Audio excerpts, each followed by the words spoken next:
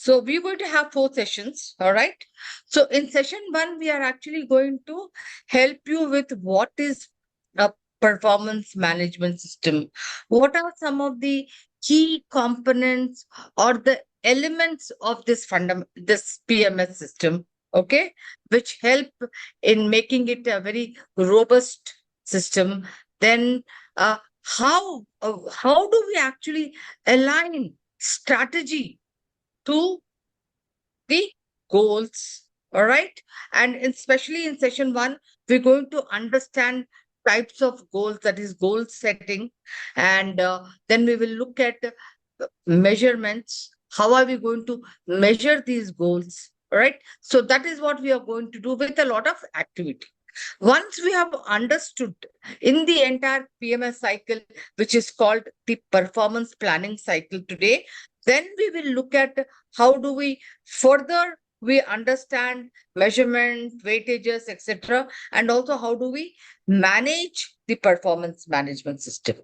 Then in session 3, we're going to learn a very, very important critical tool called balance scorecard. I'm sure some of you have heard of a balance scorecard, which is a very, very important management tool which helps you to align the strategy with what the employee is doing. That is, it helps you to cascade in such a way that you actually can see the line of sight. All right. And it also looks at 4 perspectives. So we're going to really go in depth, and we'll also not only understand BSc, but you also will actually build a balanced scorecard for your organization. And in the 4th session, we're going to look at performance review, performance reward, wherein we do a lot of what? When we are doing a review, we'll understand the what is this ratings. How do you rate, which is very, very important part of performance management system. Then how do you help you understand the bell curve, which is also called forced rating. What is this bell curve about? Why do organizations use this? And then how do you manage performance in terms of coaching, feedback, etc.? So we're going to look at some of the qualitative aspects of the performance management system, because to have a very effective performance management system, you also need to have goal settings, measurements, etc. But also you need to have qualitative, areas like coaching, mentoring. How do you give feedback? How do you manage, tough situations like where you really need to give, I won't say negative feedback, that he needs areas of improvement. Or sometimes you have this tough discussions, like, for example, in a self appraisal, he may have actually given a higher rating for himself, or his boss has given him a higher rating, and then because of the bell curve or the forced, his rating has gone down. How do you manage such discussions? These are very uncomfortable discussions. So we're going to have all that and then integrate it, and then see, hey, how do you actually then design a very well robust performance management system, which is very, very effective, developmental, etc. Okay. All right, guys. What you understand by we are talking about performance management system. So, what is performance to you? Anybody? What is performance to you? When we say performance management, right? So, what is performance to you? How do you understand that? It's a very basic thing. So when a role is given to us or to Yeah. anybody, and Yeah. how we take the responsibility and how we carry out that responsibility, Okay. that is what I see it as a performance. Okay. So, can I put it in a very, very simple way? What I can say is, you know, performance is simply what is expected out of this person when he is onboarded, right? Right, right, right. What is expected out of that person?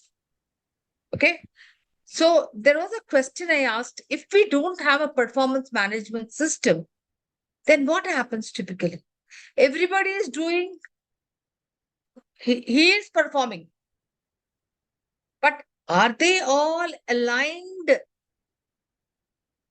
in such a way that the organization is achieving its goals?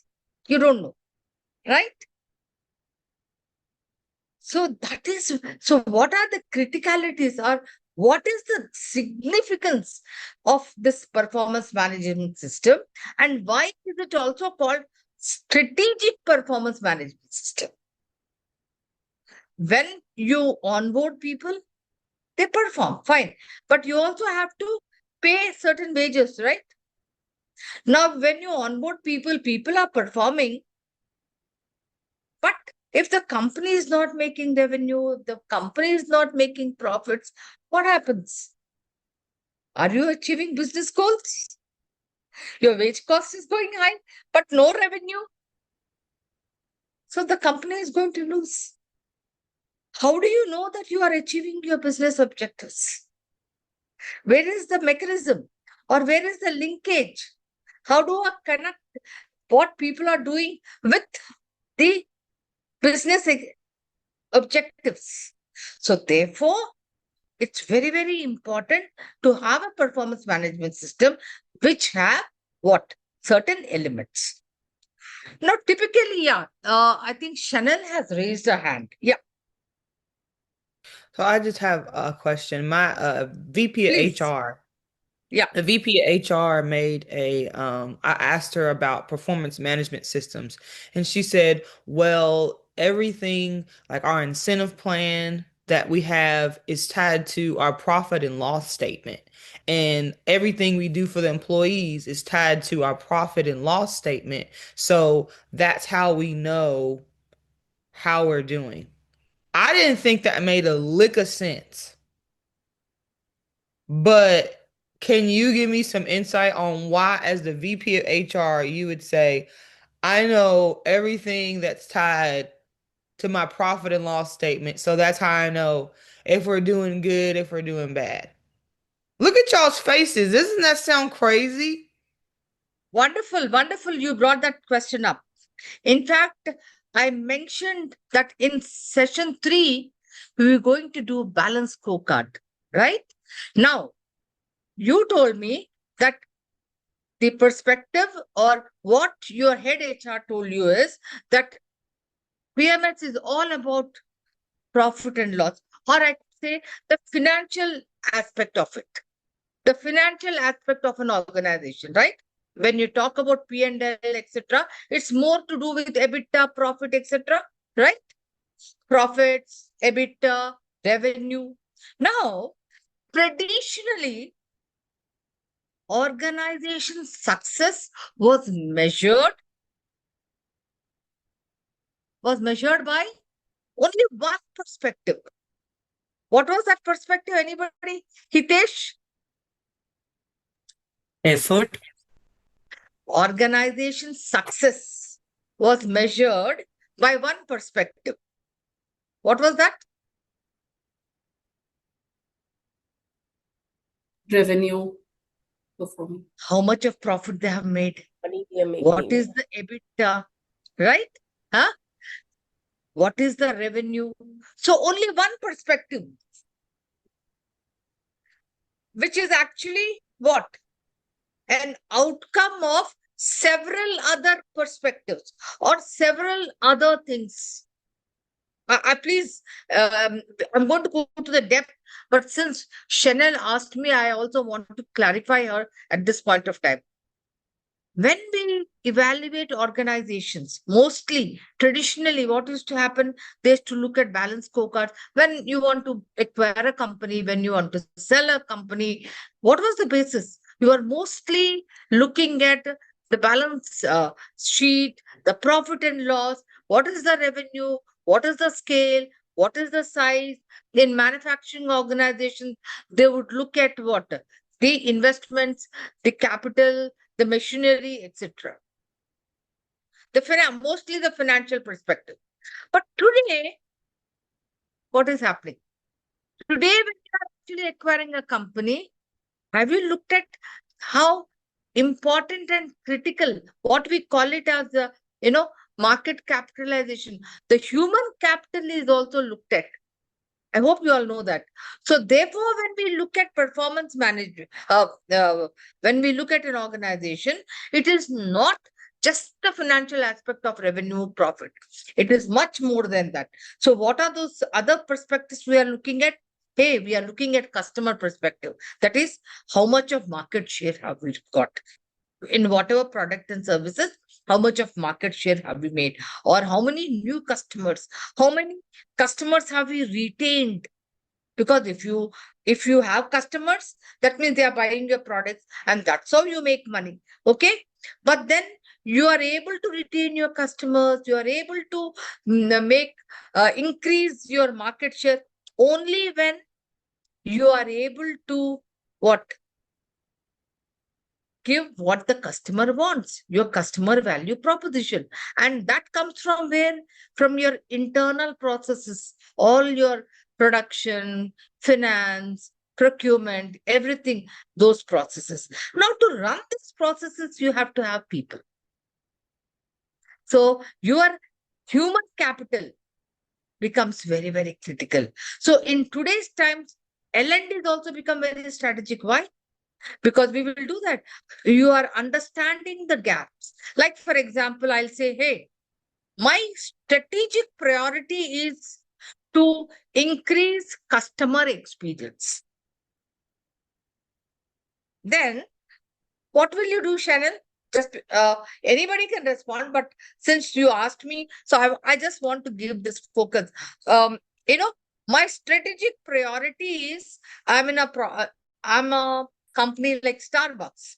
Okay, Starbucks, what it gives you, a range of coffees and etc. So it says my strategic priority is to increase customer experience.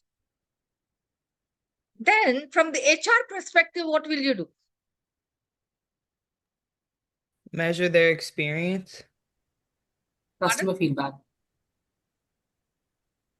Okay, yes. First is to increase the experience. I want to know where are we.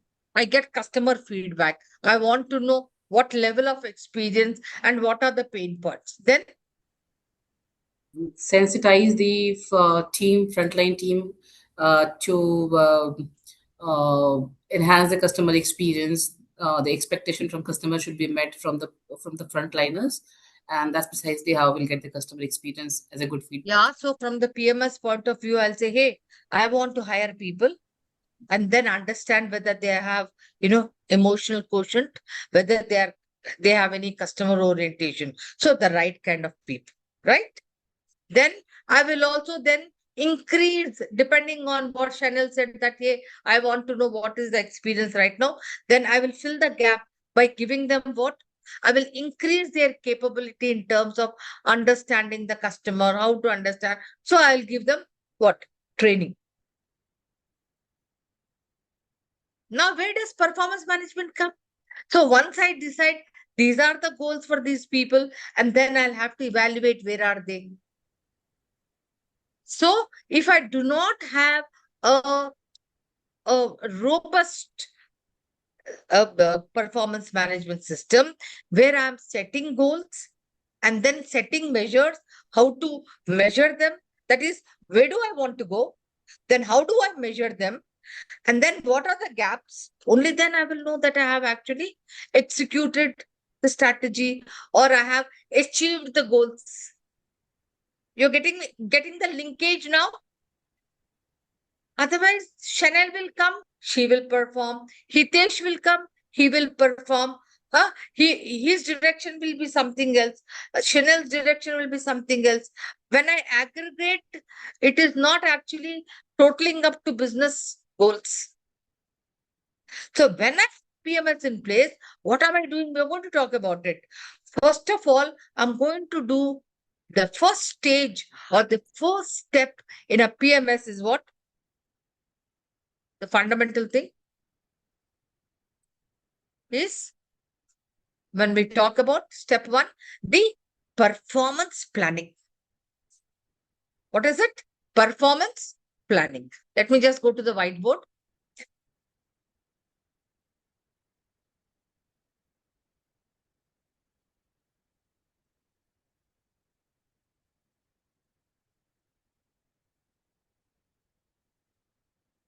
Okay. Yeah. So when we talk about a PMS, the first stage one, is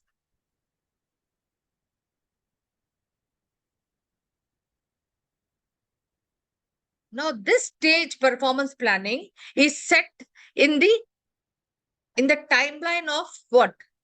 This PMS cycle is set in the timeline of a annual. Your your some people may have January to December as your financial year, or some people may have April to March. Okay, so typically your performance planning will take place at the beginning of that annual year. At the beginning, when does it happen? Stage one, at the beginning. So as the name suggests, when I said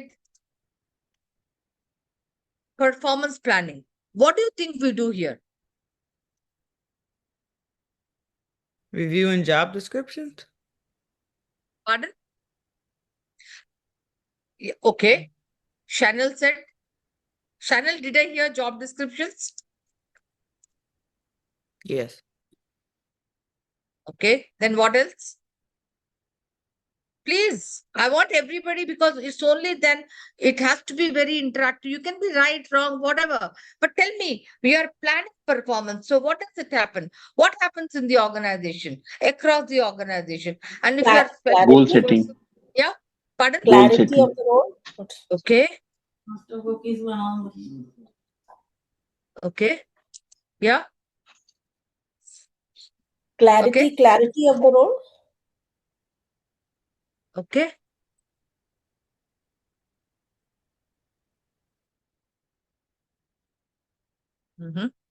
Anyone else? Okay. Now, this stage is very, very important. Stage one, as we call it, performance planning at the beginning of the performance cycle. Now, what happens typically? I may be working in individual role as what an HR manager or HR executive or a payroll executive, or I may be a part of a team as well. Okay.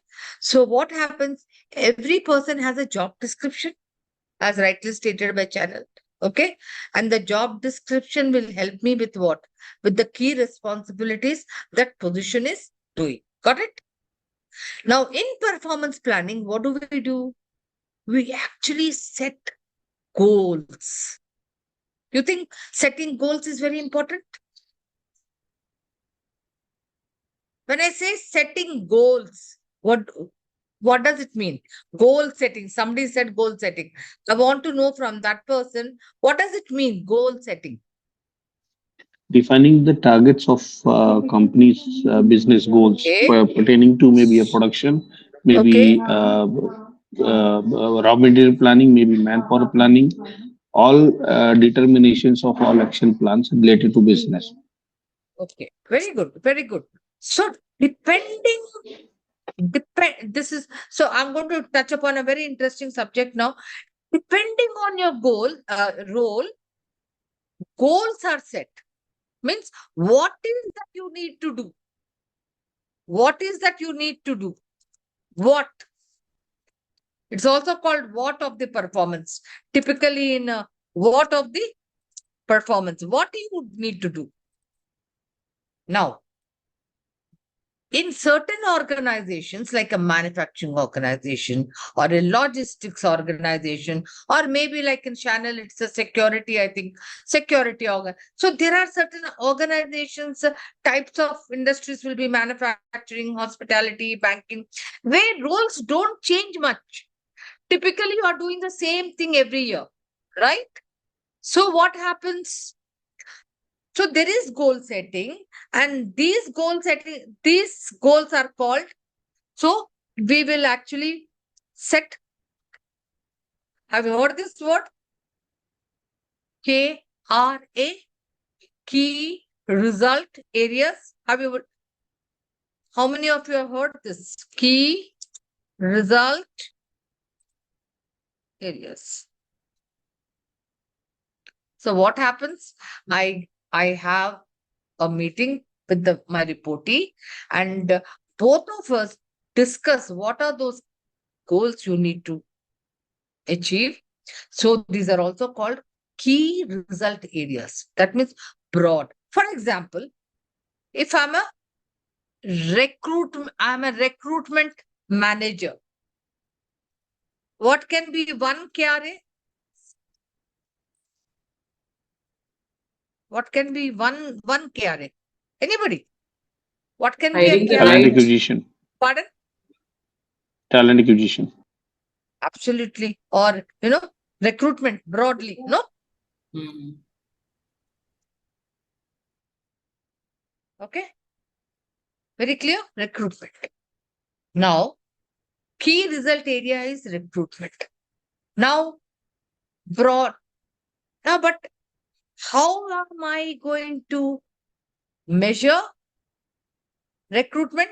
So then what will happen? I will say, hey, these key result areas, KRAs, have to be set in a smart way. What is it? They have to be set in a smart way. That means I have to break down my recruitment into various, maybe senior recruit, top leadership, top management recruitment, or if I'm doing at a low level, that is junior management recruitment, I have to write down all in terms of measurements, in terms of what? Recruitment will have what? Cost. What else it will have? Time. What else will it have? Quality parameters. What else? Anybody? Cost, time, quality. What else? When you hire people, what happens? What else do you think you hire? They perform. Yes. Skill. Okay. So, so the first thing is, so let us just recap again. So in performance planning, what do? We are actually setting goals. Now, goals can be KRAs, and typically KRAs are what set in organizations like manufacturing organizations or logistics, banking operations, where there is stability, where there is consistency. Now, there are also another set of what is it, goal setting you can do. They are also called OKR. Have you heard this word OKR? Anybody? Yeah, objective key results. Yeah, somebody said object. Yes. So OKR is called what? Objective. And then key.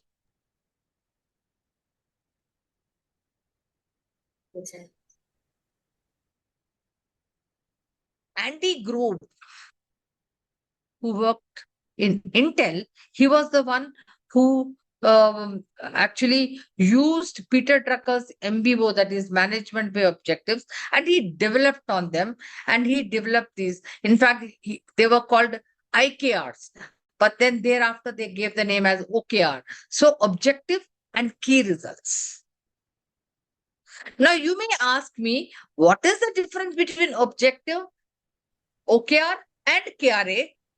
And who should be having OKRs and who should be having KRAs?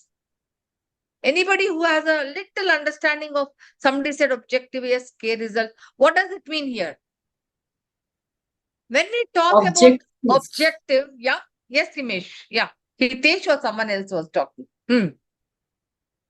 Ma'am, Aarti. I'm just guessing. Ma'am, I'm just guessing. Objective key results are like short-term, specific goals that we need to reach out. Mostly in projects usually, and because when I worked with pharma, they were talking about the objective key results. So that's what my understanding is.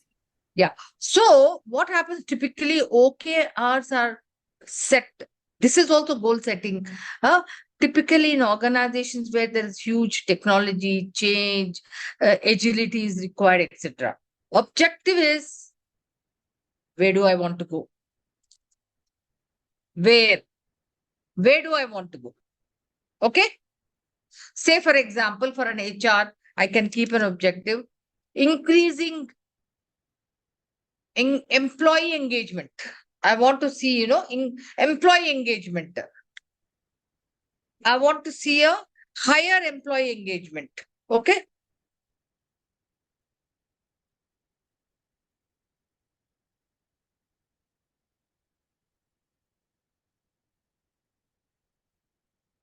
Okay. Now, if I just say, hey, I'll again use Channel. Channel is an HRBP, I think. So I'll say, hey, you have an objective. You have to increase the engagement of people. Will it? So when I'm going to assess you, how will I know that you have reached higher employee engagement? Have I set a criteria? Have I set a measurement? Unless and until I say, hey, so how do we go there? Are you getting me? There's a difference of this key result and this key result. So in OKR, objective is where do I want to go? And key result is how do I go there? So then what I'll say, tell me a channel or anybody else. If I want to increase the employee engagement, what are these 1, 2, or 3 things I will do?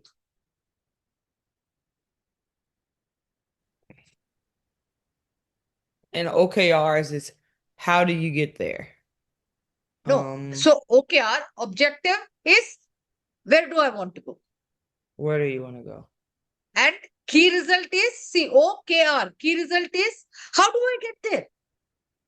Or how do I know that I've got there?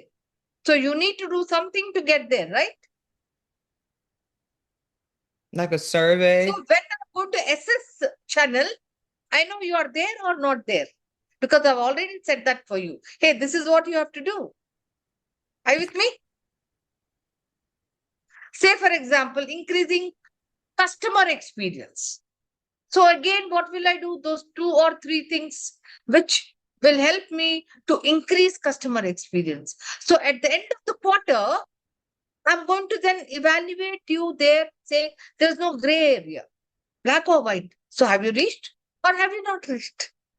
So there is no question of saying, oh, see, I understood something. So there is no ambiguity. So there is clarity for an employee as to what to do much before he starts working on that. So that is why in the beginning of the annual year, you have to set goals. You have to help them to understand what is that performance going to be looking like. Are you with me, guys, now? So when you help them, then what happens? Then there is no ambiguity at all. So you are going to have clarity. Every person is going to have clarity. Hey, these are my goals. This is how I have to perform. So if I perform like this, then in fact, most of the organization will also link it up with the reward so that they are highly motivated. Because they know if I do this, because if you always show a carrot, what happens? Then you get motivated. Say, for example, if I tell Hariom, hey, if you implement the digital PMS system in the next 6 months or for this year, with every quarter, there are milestones also, so that we are able to track your performance. Then at the end of the year, you're going to get 2 increments. Hariom will not walk, he will run, he will stretch, he will do everything to implement it. But if you leave it to people, you have come, you have performed, and then you're going to assess, hey, but I didn't know that I had to do this, or I was assuming that I have to do this. Everything will be assumptions and presumptions. And you have already wasted time. And you have incurred wage cost. You getting me now? And business has organization has not achieved its goals. Are you with me, guys? Let us just go back to, let me show the, yeah. How do we know where we're going to get the OKRs from? Like, how do we know where the problem is, or what if there's no problem? Like, what data do we look at? 1 second. Yeah. You said something, Chanel? Yes.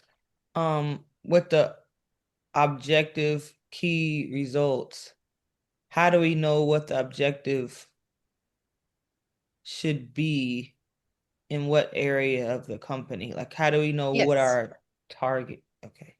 Yes, we are coming to that. So, how do we know? So, typically, I talked about saying the life cycle. So, goal setting, that is in performance planning. Then you are executing and monitoring. Then you're giving feedback. So, this is the entire PMS cycle. Then you are reviewing. Then you're giving them rewards. And then again, revise goals. So, how do we know the objectives? Every role, based on the job description, you know that what is this position supposed to do, right? So your KRAs are set based on what this job is supposed to do. Like, for example, Chanel. Chanel is in an HRBP role. Yeah. Are you in an HRBP role? Chanel? Yes. Yeah. So when you are in an HRBP role, tell me one or two things which can form your key result areas for your goals, to set your goals. One is employee engagement. Can that be one of your key KRAs? Employee engagement, right? Yes. Then even capability building. That is, you could be responsible for the development of your workforce. Yes or no? Yes. So that becomes your strategic priority. That becomes your objective. You can ask me why. If your workforce has higher capabilities, what will happen? It's able to perform better. If it's able to perform better, you are in a security. You are able to then, your people are able to serve better and customers will have better experience. Yes or no? That's an Yes. outcome. If you are able to build uh, good skills in your workforce, then they're able to perform better. Now you are working in a security company, right? Okay. So your workforce is able to serve their customers better. When I say serve their customers better, what does it mean? That means they are giving them better experience, customer experience, or better, reducing customer complaints, right? So when you reduce customer complaints, maybe the resolution time is also reduced. Okay. So how do you know? Depending on your role, your boss will say, hey, these are 3 or 4 goals which are key to this role.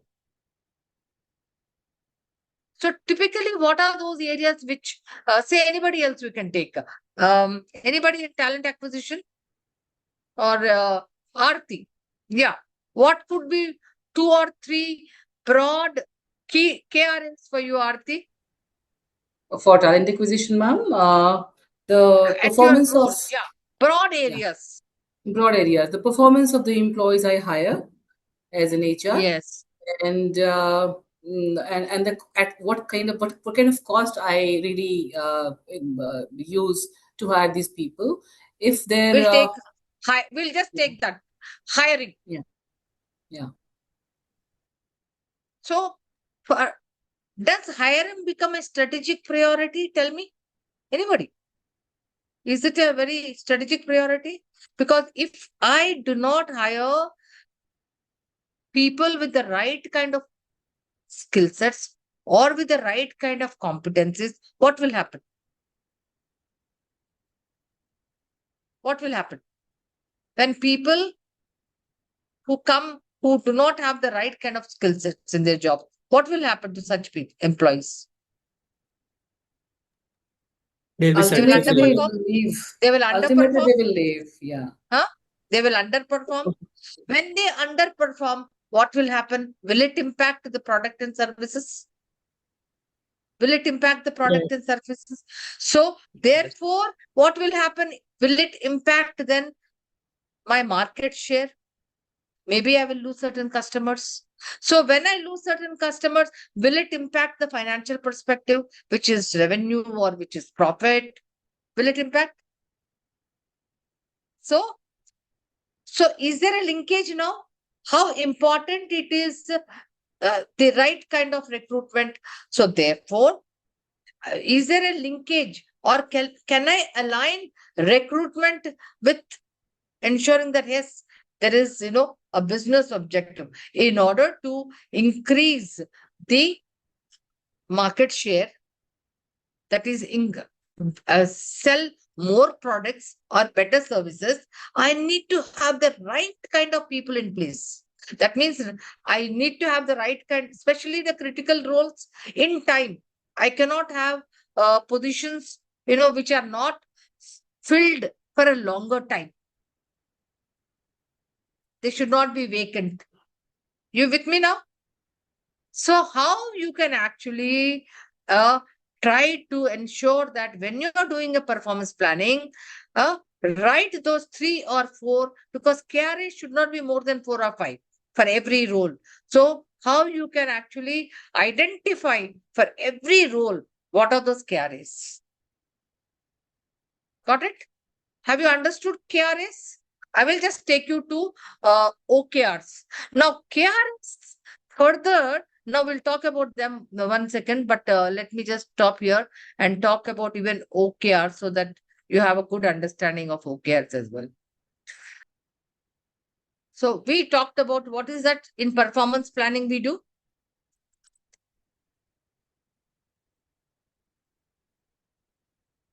Which is also stage 1. What is that we do? Goal setting. Goal setting. So that is when you do goal setting, we do KRAs or what? OKRs. When you're doing goal setting, you're also talking about what you're having, because when you do this, you also have to have a what both manager and the reportee has to agree on these goals. Now, so you are also discussing on resource planning here. What is resource planning?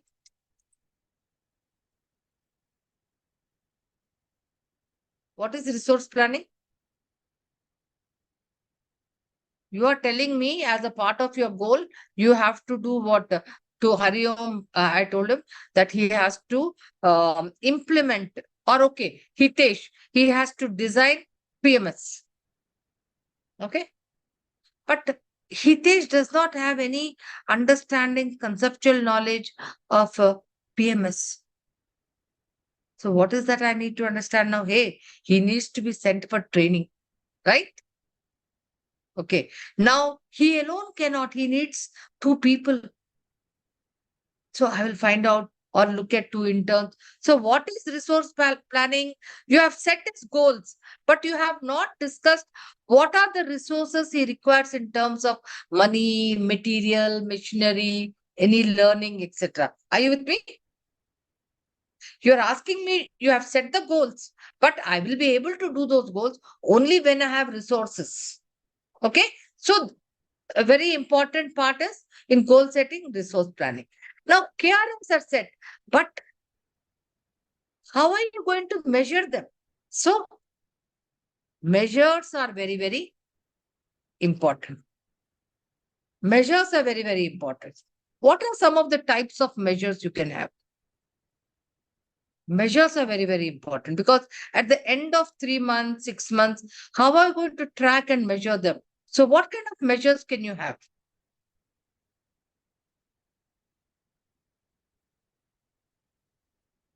Can we have objective / subjective measures?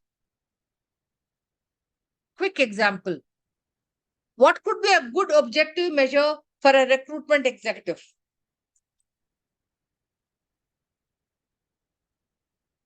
What does a recruitment executive do? sourcing from fill. different channels, screening. So can we look at objective measures like yield ratio, etc.? Number of resumes sourced, right? Mm-hmm. Offer to acceptance ratio. Can we have such kinds? Objective. Subjective could be maybe hiring manager satisfaction, etc. So objective is there is some logic, etc. Subjective is when I say subjective measure, what does it mean? It's a feeling. Oh, he's good, right? So you can have objective and subjective measures. What are the other measures you can have?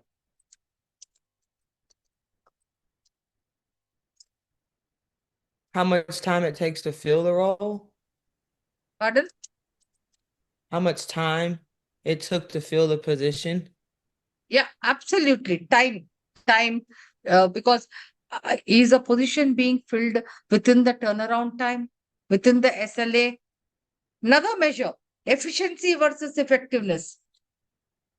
Can you have efficiency measures and effectiveness measures for a recruitment executive? What could they be? Efficiency will be within the cost. Efficiency is always within what? Resources, cost, time, right? Oh, sorry.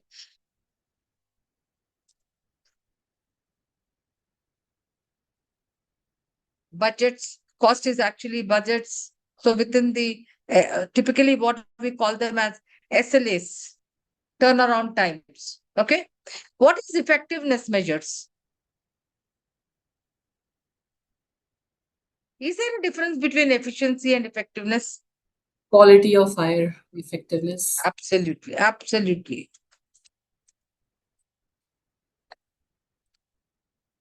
Like, for example, I have hired 50 people, but after 3 months, 50% of them have attrited. After another 6 months, what? I had to send 25% of them on PIP. That means the quality of candidates hire were very bad. So can I have, so I need to have both efficiency metrics as well as effectiveness metrics. So when there is a person recruitment executive in goal setting, I'm supposed to be what? Giving all those measures. Got it? So how is performance going to be looked at? How is it going to be evaluated?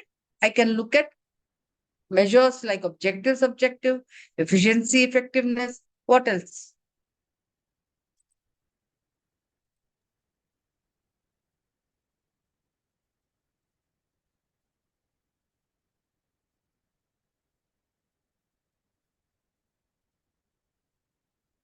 Can I also look at internal versus external benchmarking?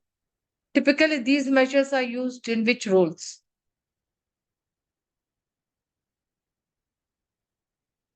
In your previous session, you did a session, right? Compensation. Huh? So if I'm a compensation manager, I'll say, hey, we need to be at a 60th percentile. Huh? We're going to be, so ensure that you are getting people who will be fixed at a 60th percentile. Or what else? You are doing, say, for example, you are doing a external benchmarking. So you will actually say, hey, within so and so time, you need to complete for all the critical positions, external benchmarking.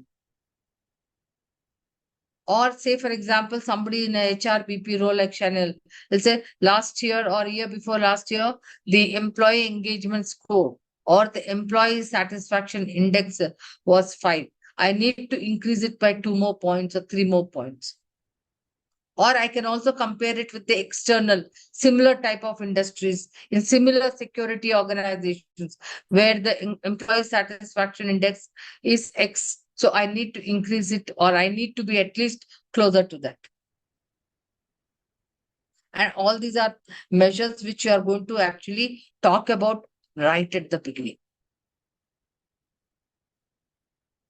What are the other measures?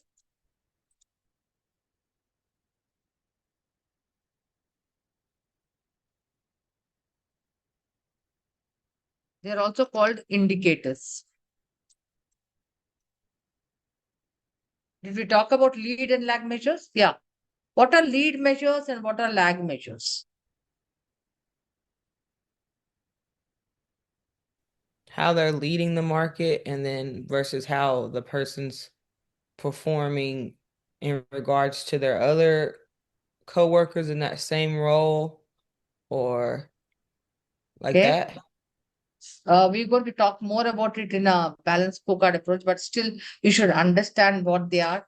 Anyone who wants to take the lead in telling me what is lead and what is lag? And yeah,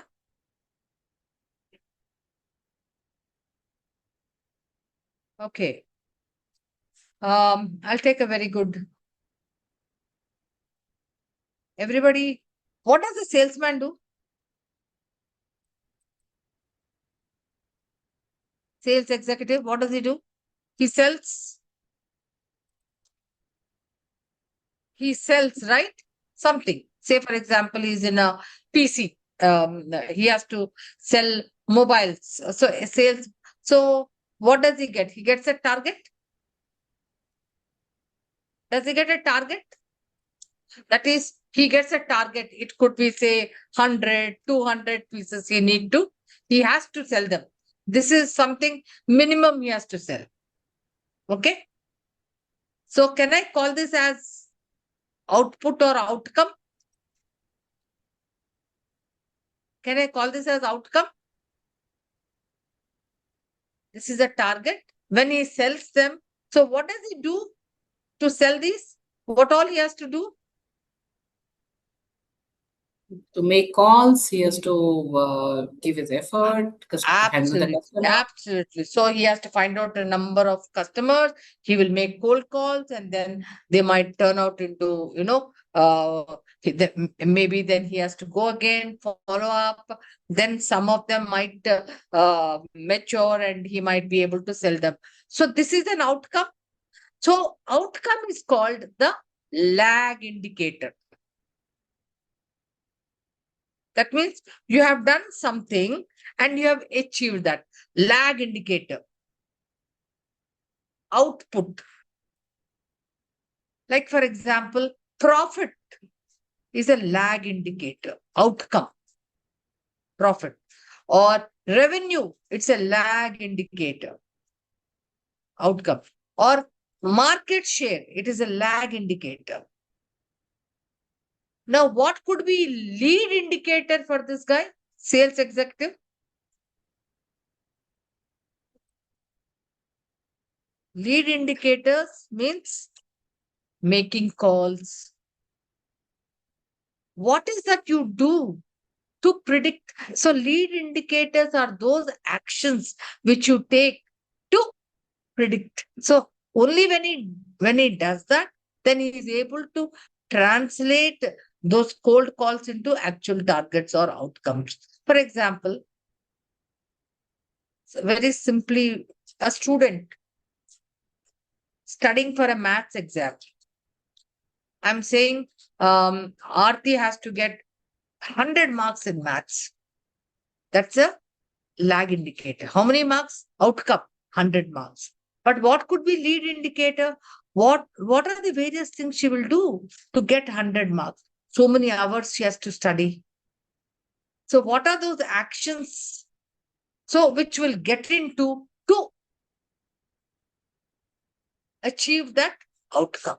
For example, employee satisfaction index. Is it a lead indicator or a lag indicator? Is it a lead measure or a lag measure? Lag measure. Lag measure. Very good. My God. Employee satisfaction index. It is a lag outcome.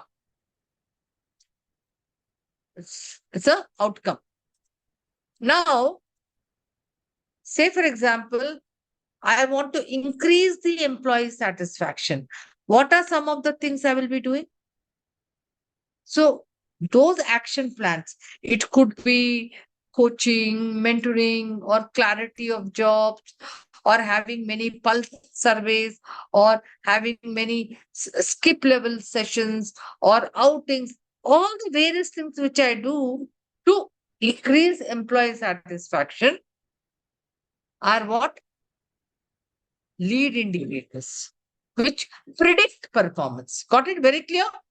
Okay. For example, I also want to take, okay, in a recruitment executive, give me one lag indicator. I'll put it here. Recruitment executive.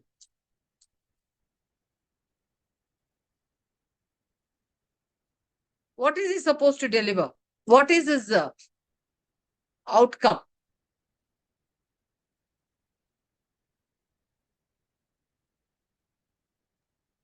The final outcome is ensuring that he has hired the number of candidates which have been requisitioned by the business, right? Say, for example, in a call center, he's supposed to have 50 people, 50 associates, okay, onboarded.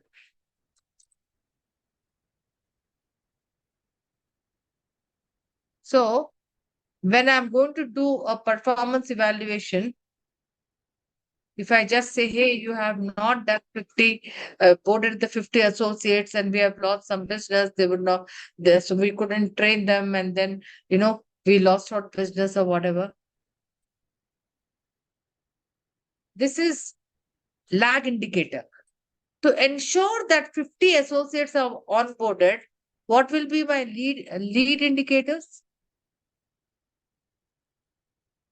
Lead indicators would be sourcing channels, right? If I keep tracking all this, how many screening, interview,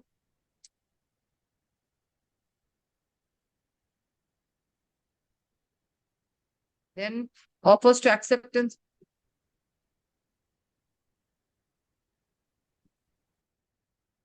Are you with me? If I, as a good manager, if I'm able to track, also right in the beginning, help him and keep tracking, then what happens? I'm able to achieve my KRA or goal far better, as opposed to asking me after 3 months, hey, have you onboarded 50 associates? Are you with me now? While lag and lead indicators are very important, and right at the beginning, when you're doing a goal setting, it's very important to check with them. Got it? Any questions here? Any questions? Because you're going to do an exercise. So, and when you're going to set KRAs, key result areas, let me just take you. So, yeah.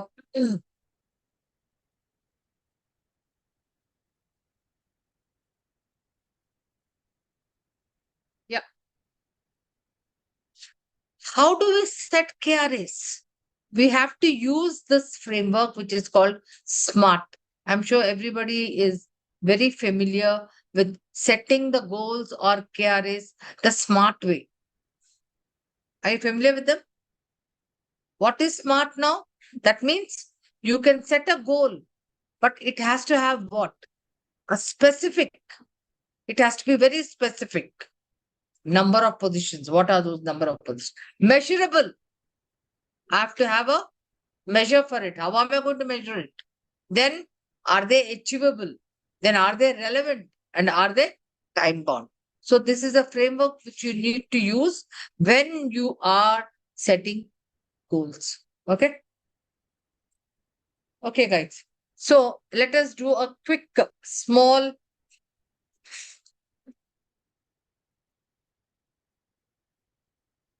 First, let me warm you all up by opening up a quiz. Okay. Let's see how many of you all are very. Can you see my? Can you see my Yes. quiz ma'am. questionnaire? Yeah. Okay. Yes. Very clear? Okay. What is the primary objective of a performance management system? I gave you a lot of background.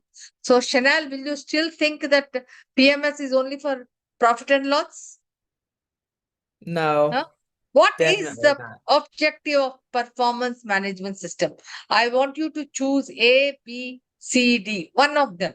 Tell me which one will you choose? B. B.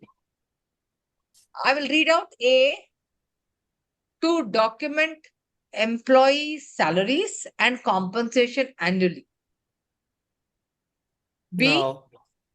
to align individual performance with organization goals through continuous planning, monitoring, and review. Yes, that's right, I C, think. to replace annual appraisals with monthly checks. To No, this is lazy. identify underperformers for termination. So it will be B, right? Who does not agree? That is, it can't be B. Anybody who does not agree with B? Everybody agrees? So, what the primary objective of PMS is to align individual performance with organizational goals. Because only when I'm able to see that this is what organization wants to achieve and my goal is a part of this bigger goal, right? Then I also am able to work better, motivated better, and I know how I am contributing to this bigger goal. Let us go to the next one. Which of the following best describes the end-to-end performance cycle? A, hire, train, promote, exit. B, planning, then monitoring, then reviewing, then rewarding. Think about D. it. The cycle. D. B, absolutely. Planning, what do you plan? The goal I spoke setting. about goals. Performance. Absolutely. You are setting goals. You are also talking about how are you going to measure them. We'll look at measures. Then you are going to do what? Monitor, tracking. Then you're going to review it and then reward it. Great. Which principle is really central to an effective PMS? See, there will be all systems. Some will be ineffective and effective. Now, if you want your PMS to be effective, which principle? Confidentiality. Employees should not know their ratings. It used to be there earlier, traditional way. Subjectivity. Managers should rely on gut feel. Transparency. Goals, criteria of how am I going to evaluate, then give feedback should be clear to all stakeholders. P. So it is C. C. Because when you have a PMS which is confidential, I'm going to write something. Oh, you got a 3. I don't even give feedback. How will you know? How will you develop? Next year again, I'll be doing the same mistakes. So traditionally, what happened when there was no competition in the market, when during the industrial era, PMS was something like just an appraisal system. Ratings were very, very confidential. They wouldn't give any feedback. They would only give feedback on, oh, these are your weaknesses. That's it. So nothing was transparent. But today, because of the competition, every organization wants to actually have a competitive advantage. It wants to develop people. Why? Because human capital is very expensive. So when human capital, which is a huge wage cost, you want to have greater ROI on that, then you definitely need to develop them. Where are they vis-a-vis the performance? Only when I know where I am and where I should be, I can fill up the gap through training and capability building. If I don't know where I am, it's like Alice in Wonderland. She says, right? Huh? She goes to the cat and says, hey, where does this road lead to? Huh? It depends where you want to go, right? So if I don't know where I am, I can take any bus. But if I know where I want to go, then I will take that particular bus. So therefore, transparency is very, very important in PMS in the current times. Okay. At which stage the performance cycle is developmental feedback most critical? See, I told you there is a PMS cycle. The first stage is planning, performance planning. The second stage is performance managing, means managing the performance after you have set the goals through feedback, coaching, mentoring. Then it is review, then rewarding. Then again, back to that. So, at which stage of the performance cycle is developmental feedback most critical? Only during appraisal? Is it a No. continuous monitoring throughout the year? Yeah. After the I reward decision is finalized? Or during onboarding before goals are set? B. BB. Absolutely. Absolutely. If you do I it was only once torn. yeah, tell me. I was torn between B and C because it says most I want to critical. help you with that. Supposing I give you feedback only at the end of the year, I've Oh lost yeah. out all the 9 or 10, 11 months. But if I'm after this, after the planning of the performance, which is goal setting, KRAs, how this performance is going to look, how you need to perform, understanding lead and lag indicators, then you start performing. Then I give you continuous feedback, correcting you, helping you if you don't. So constantly, then what happens? Will you be able to perform better? Will you be able to achieve the goals better? Or will you No. be able to achieve goals when I give you only at the end of the year feedback? Oh, you've not done well. So that is to happen in the traditional way. So I've lost out so much of time. Are you understanding which you said after the reward decision is finalized? Correct? Yes. But now you only had only appraisal. We used to call it as performance appraisal. But today we don't call it as appraisal. Today we call it as performance management system. Please understand, management system. That means organization is managing the performance of all its employees. Why? Very important. Look at the transformation and the transition which has taken place. In the industrial era, every country had a monopoly, everything. But now it's so competitive, market competition, VUCA world, everything is uncertain. So therefore, and then wage cost. So you need to perform better within that wage cost. It is not that I can hire and fire and keep any number of people. A, you have to hire the best people, the right people, then ensure that they're performing. Because if a person, you're paying him the guaranteed salary and a person is not performing, what happens? You again send him for a PIP. Huh? Look at the productivity losses you are going to have vis-a-vis the wage cost. So therefore, it's very important that constant feedback should be given, developmental feedback, course corrections. Or did I give him a goal which is too much of a stretch? So then I will make it smaller goal. Sometimes, you are not able to. So course corrections rather than, the person gets, feels negative about it, feels defeated. So manager has to constantly, track, constantly give feedback. In fact, today the advantage of PMS is that most of them are digitized and you can actually see what live in the sense on a actual basis. So in fact, your manager can see how you're performing, what it is. It's not that after you have performed, after a month, he's giving you feedback. Okay?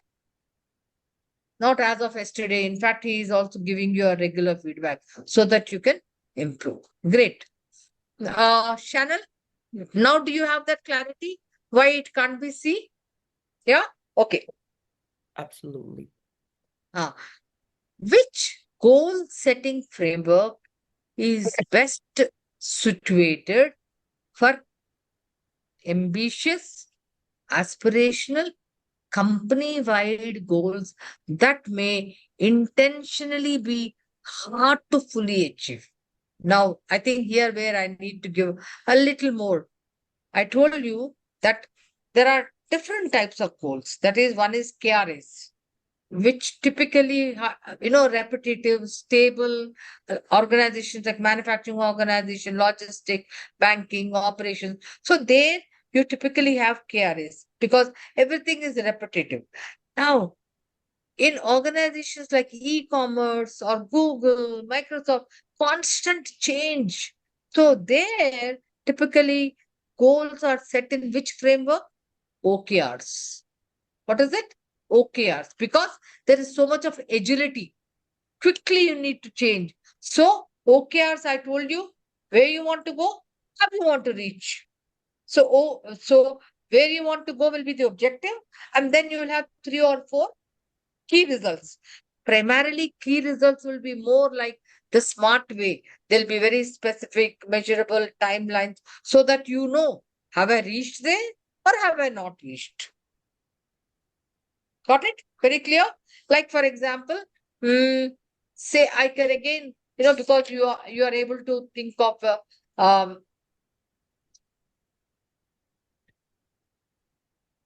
reducing, say, for example, my objective is reducing customer grievances, okay, of a particular product.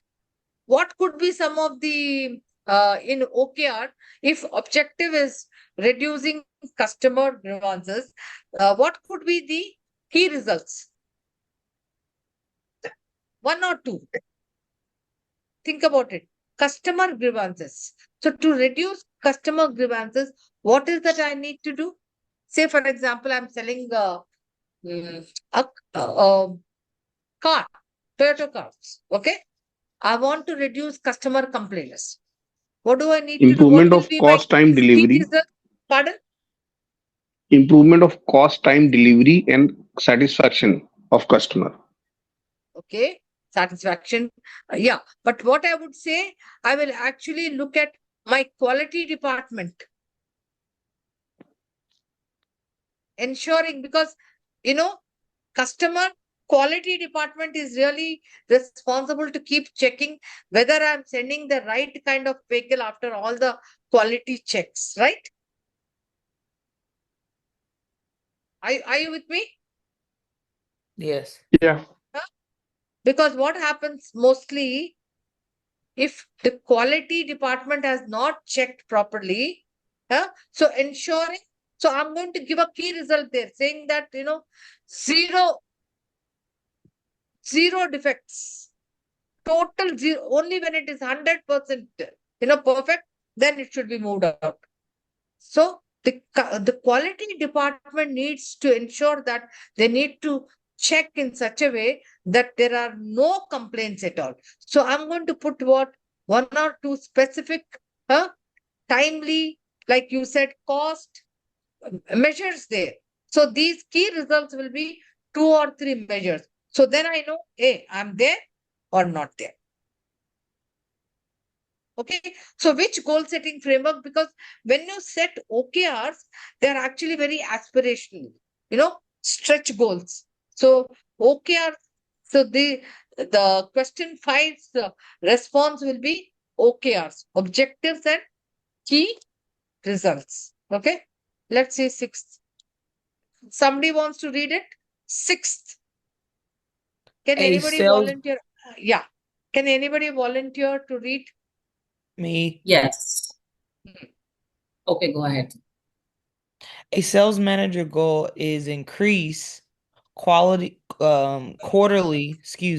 increase quarterly revenue by 15% by end of Q3 through cross-selling to existing accounts, which, can you scoot over a little bit?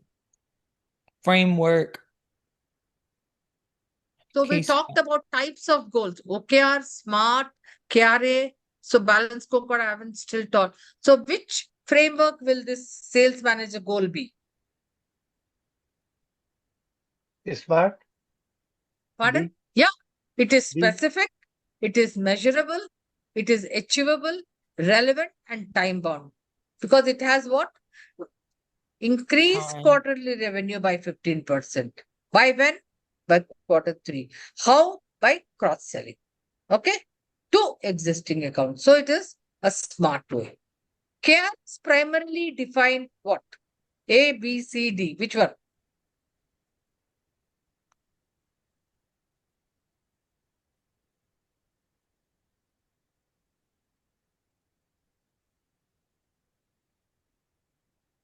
I told you that when we are doing a goal setting for KRAs, it is typically stable organization. So it is more with regard to the role, right?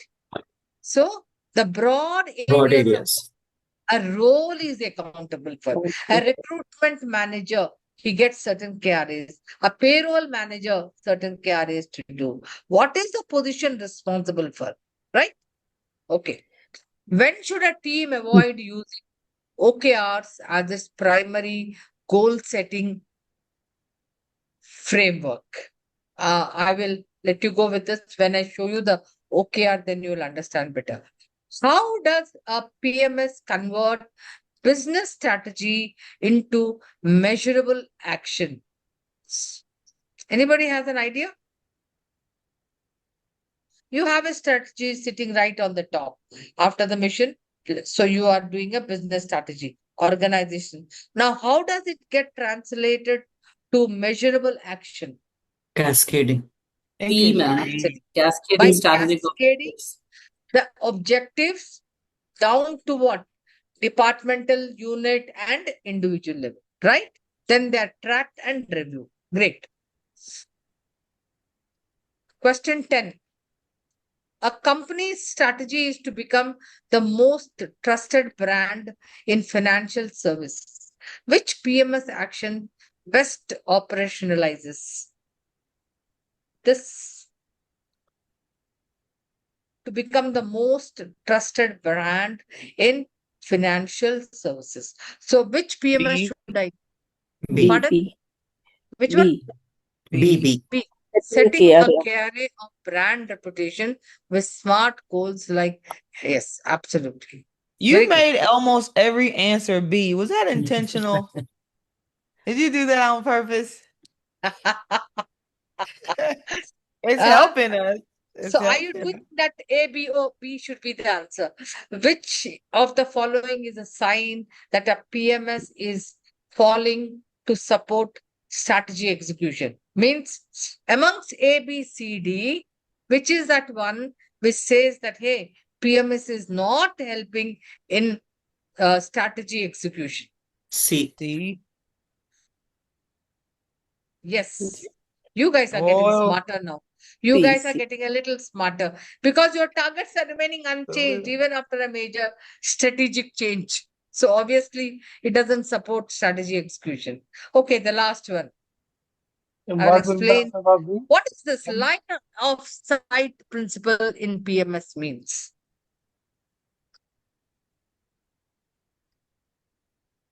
I think it's B. B. My Yeah. God. So now Shannon will say, why, ma'am? Everything be yes. So line of sight. What? A line of sight is nothing but am I able to see a connect between what I'm doing with the organization goals? Each employee should be able to see a direct connection between their work and the organization strategic goals. Say, for example, if he's not able to see a connection between his work and the organization goals, what happens to his work? It becomes meaningless. Quality suffers. He thinks, hey, what am I doing? Every day I'm only doing something, some piece work in an assembly line. But if I'm not able to understand, hey, this piece is going to go to this car in a final structure, then his work will be better. Let me just give you a story, line of sight. Can I give? I wanted to give you a small story with regard to line of sight. So there were three masons, okay? Three masons. And typically, what does a mason do? They do, constructing the wall. They do brickwork, They put one brick and then they will do a cementing and then they will do another. So they're creating wall. All of them are doing the same thing, mind you. They're actually masons doing the wall work. Now, so there's a guy who goes to the first mason and asks, what are you doing? He says, I'm just constructing a wall. Now this guy goes and asks the second mason, what are you doing? Says, I'm actually making a big building. He goes to the third guy and says, what are you doing? So I'm actually making a palace. Will there be a difference between the work, the quality of work in these three masons? It will be, because the guy is able to connect to what the bigger goal. So the guy who's making a palace, oh, I'm making a palace. So his work. Oh, the guy who's making just wall, I'm only making a wall, I'll keep a brick again. It doesn't matter if it's like this or like that. So think about it. So whenever you are doing a goal setting or when you're doing, so the individual goals have to be aligned with the organization goals so that the individual sees meaning in the work, so that what happens, then there is better level of motivation, satisfaction, and passion to do. How do you create purpose and passion? Not just by coming and saying, oh, I'm doing some documentation. Best work. People who are in the HR operations, HR executive operations, they have to collect documents, check them, and then onboard them. It's a typical administrative work, right? Day in and day out, so many numbers they have to keep checking. But how do you create a sense of purpose and passion in that work also, so that there is accuracy? How can I create a line of sight for them? Through coaching opportunities? Line of sight is not opportunity in the job. Line of sight is, am I able to see a connect or alignment with what I do with the bigger goal? So how can you help him? How can you help him to connect? Pardon? So he's doing what? Onboarding, checking all the documents and accuracy. So if you say that, hey, this work is so critical because anybody who will do fake, a person who's unethical, etc. So imagine the kind of impact it will have on our business, say, especially in banking operations. So when he sees that ensuring that his work is so important because it ensures the right kind of people are onboarded. So therefore even the measure KPI, that is the indicator, will be accuracy, right? Because they are also doing police verification, etc. So they have to be very, very, they should have the eye for detail. Because, as an HR head, I recall my team had actually got so many people giving spurious certificates of having stated that, they're qualified in certain education, etc. And then, so these people who actually are responsible for onboarding, they have to check for the authenticity of all that they have claimed in terms of education and experience. Are you with me? Otherwise, the job can be just an admin job. Any comments? Yeah, guys? Have you seen? It's a very critical job. I have a question. I still don't Yes, know Sahil. though about the line, about the Like Chanel does so much of work in HRPP. So how do you connect line of sight? Can you see a line of sight in what you do with the business goals? Like, for example, a little Chanel is in bit. HRPP. Okay. You are responsible for all the people, all the security men who are working in your organization, ensuring engagement, ensuring loyalty, or ensuring regularity, reducing absenteeism, right? You can't afford people being absent for long. So if by doing that, you are able to ensure that your customers are happy, right? And if your Yeah. customers are happy, you're going to increase the market share, or repeat customers will be there. But if your workforce is going to be absent, services are bad, obviously your customers are going to be unhappy, and therefore it will impact the business. Are you seeing the connect? Yes. How critical it is. It may not be direct. It may not be in terms of, you may not have financial goals there, but these are business goals. Your work is impacting indirectly the business goal. Got it? Got it. Yeah. Yes, Ariom. You were saying something. Hmm. Yeah, so I have some query on the what between the KRA and job description. What are the major differences on that? KRA Job and job description. Job description is the basic document when you are recruited. Say, for example, it is a recruitment executive or a recruitment manager or a payroll manager or a vice president HR. Every person gets a job description. What is this? It describes what the job is in terms of role, responsibilities, the purpose of the job. It's a document. If you and that don't have a job description, Hariom, how will you know that what is this job? What is the purpose of this job? Right? Today, Hariom will come in that job. Tomorrow, someone else will be there in that job. Another day, another person will be in that job. But they'll be doing the same job as per the JD. Correct? yes. So So the it JD means is going to give you what? What is this job going to do? Right? In terms of what? Responsibilities, purpose of the job, tasks, activities, etc. Okay?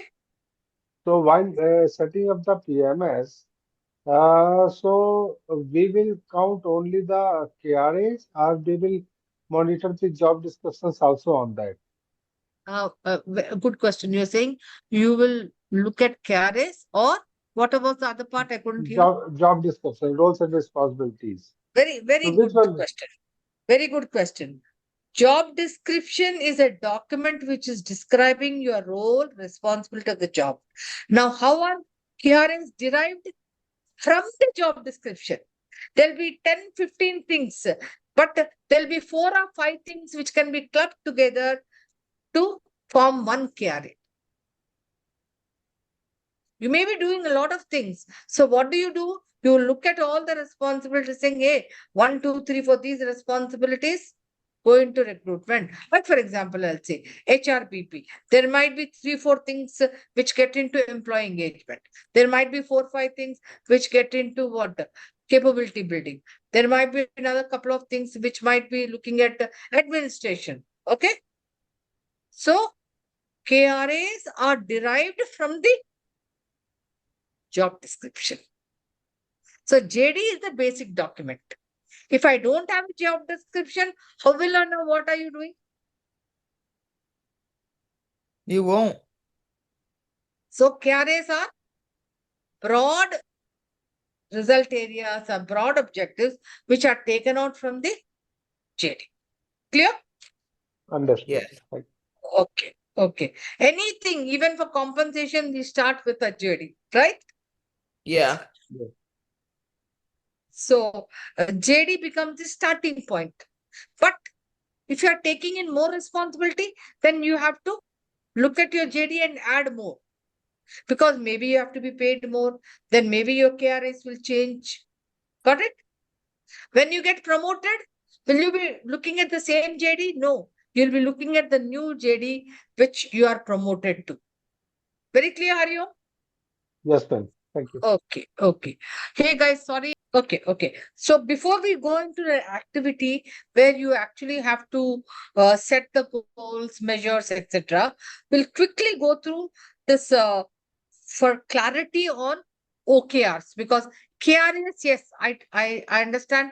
Typically, in every organization, the KRAs are set during goal setting based on the job description, based on what the position is doing, based on what the role is doing. Okay. So OKR is something which is a little new. As I said, uh, let us look at OKR.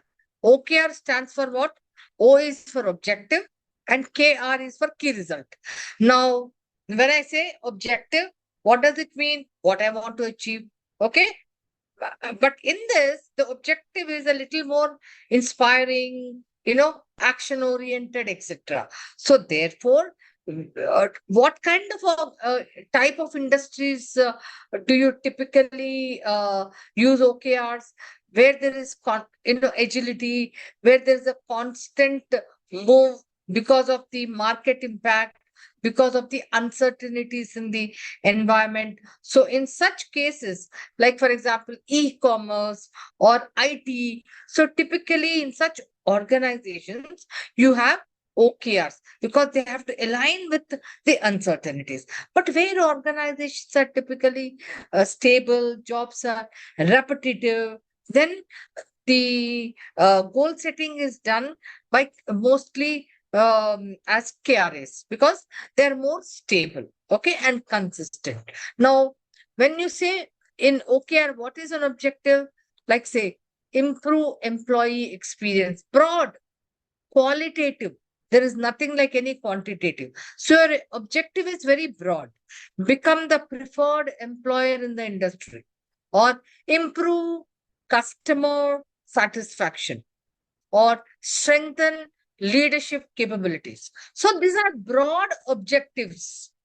Now, with the OKR, what can be the key results? Key results are they describe how will you measure the success, whether how will you measure the success that uh, you have improved customer satisfaction, or how will you measure quantitatively becoming the preferred employer in the industry.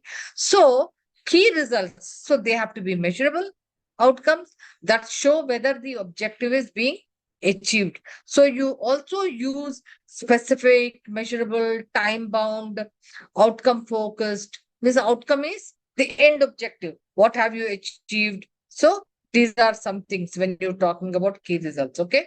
Now, simple in OKR objective, improve employee engagement. So what will the key results be? So to improve employee engagement, which is an objective under OKR, the key results can be 1, 2, or sometimes 3. Now, one is increase engagement score from 68% to 80%. Very clear? If I increase this, now you may say to increase engagement score, you may have to do various initiatives. Got it? So I won't ask Hitesh what initiatives you have done. Those initiatives are lead indicators, which led to the results.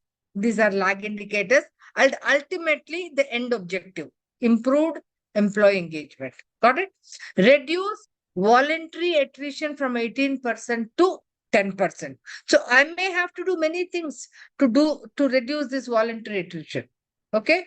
Achieve 90% participation in manager check-ins. So these are key results. Now I may have to do many initiatives to achieve this. For example, look at it. This you may be able to understand better. Ma'am, one question I have. Yeah. How to measure the engagement score? How to measure the engagement score? How do you Yes. do in your organizations? Engagement survey. We do some kind of the survey. Absolutely. Absolutely. So one Is is that the only doing, way? one is during, yeah, Shannon, you were saying something? Is that the only way? No, Survey, no, I'm survey, just telling you. survey. I'm going to tell you. I'm going to tell you. So you can do one is the engagement survey, which you do either 6 months or typically 1 year. Okay. Then you can do something called a pulse survey. Okay. Not a see engagement survey, you do it for across the organization, across all the units. Pulse surveys, you want to take certain cross section of people and do a small number pulse survey. Then you can do huddles, various huddles, and get a pulse of it. And you can do skip level meetings and get a pulse of it. Then what will you do when you get these scores? It could be qualitative, it could be quantitative, or you can also do one-on interviews. You can also do GDs, take some people, talk to them about certain issues. So when you collect all these, then you will look at, is there consistency, are there patterns, then you will get to understand what is the engagement like. Now, having said that, you will see that if my engagement score has become 60 to 80%, what kind of data should I have in terms of productivity?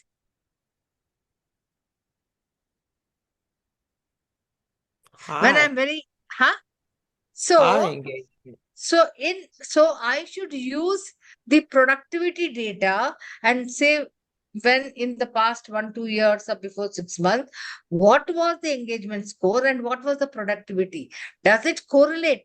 Now 80% if I have, does it correlate with higher productivity? Your engagement scores are showing high, but your productivity is as low as what it was earlier. Are you with me? So Yes. you have Yeah. to look at various sources. So do not depend on just Oh, one source, but look at various, not just, one engagement survey and oh, they're very good. No, you also Yes. do certain interviews, etc. Okay. Yeah. Okay. Got it, Thank you. Hariom? Okay. Yes, ma'am. Clear. Okay. Improve recruitment effectiveness. So look at some of the KRAs. Reduce time to hire from 60 to 35 days. Easy to understand, right? If you have to reduce time to hire from 60 to 35 days, anybody in the recruitment, what will you do then? I'm not in recruitment, but onboarding seems to be the issue, like that slows down them actually starting to like So you fill have to the start role. Like looking at a lot of other things, right? yeah.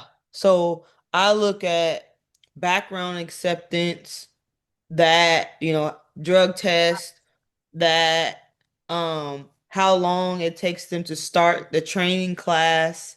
Like, are we scheduling enough training classes frequently, or are the training classes so far apart it's like once a month, and then the person has to wait a whole month to start the next training class because we only do it like once a month. Absolutely. Absolutely. So when you're saying you want to reduce your time to hire from 60 to 35, there are so many processes involved, right? From sourcing, receiving resumes, to how soon you can screen, select, shortlist, then doing interviewing, then quickly doing background verification, quickly doing all that, onboarding, and then quickly getting him. So you have to look at all the processes and typically how much of time they take. You can't just, okay, fine. Oh, you have taken, we have to reduce 60 to 35. But if you say yes, and then you get back and say, oh my God, this is impossible goal. I can't do because there are various things to be done. Are you see? So when you're doing a goal setting, you have to look at things and tell your boss, hey, you are telling me 35 days, but these are all the processes I have to comply with. But so the time involved in all this, it will not be possible. Plus, the notice period I have to take into consideration. Are you ready to buy out the notice? Got it? Because typically it is a 2 month notice period. So how you have to look at things? Improve offer acceptance rate from, okay, what will you do here? Improve offer acceptance rate from 70% to 90%. What are the initiatives or what are various things you'll do? This is a quantitative measure. So if you have to improve your offer acceptance rate, what are the various things you have to do? Wonder why are the offers, and you talking about the offers from the candidate standpoint, right? So somewhere you have 10 offers, but only what 5 people are accepting it, or 6 people, 70 to 90%. So what does it go to say? You have taken into consideration maybe only the technical aspect of it. You have taken into consideration his education experience. Maybe you have not done a motivational, because maybe he's not motivated. In fact, when he got to know that it is a this job is actually asking you to come at night shift. he's not interested. Or you have not checked on the motivation aspect of the salary. So when he got to know that this is the salary, so he's not interested. So the motivation checks are very, very important. Or maybe this job is, a travel job and you have not discussed with him. So therefore, now he got to know that it's a travel job.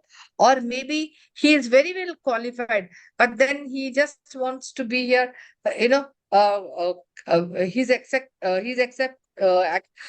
expecting a higher salary. So probably you have not told him that, way this is the amount of salary you're going to get. So more than the technical, you also need to do a motivational check, right? How do you do that? Very important. Very important. What are the essentials of the job? Salary, night shift, then travel.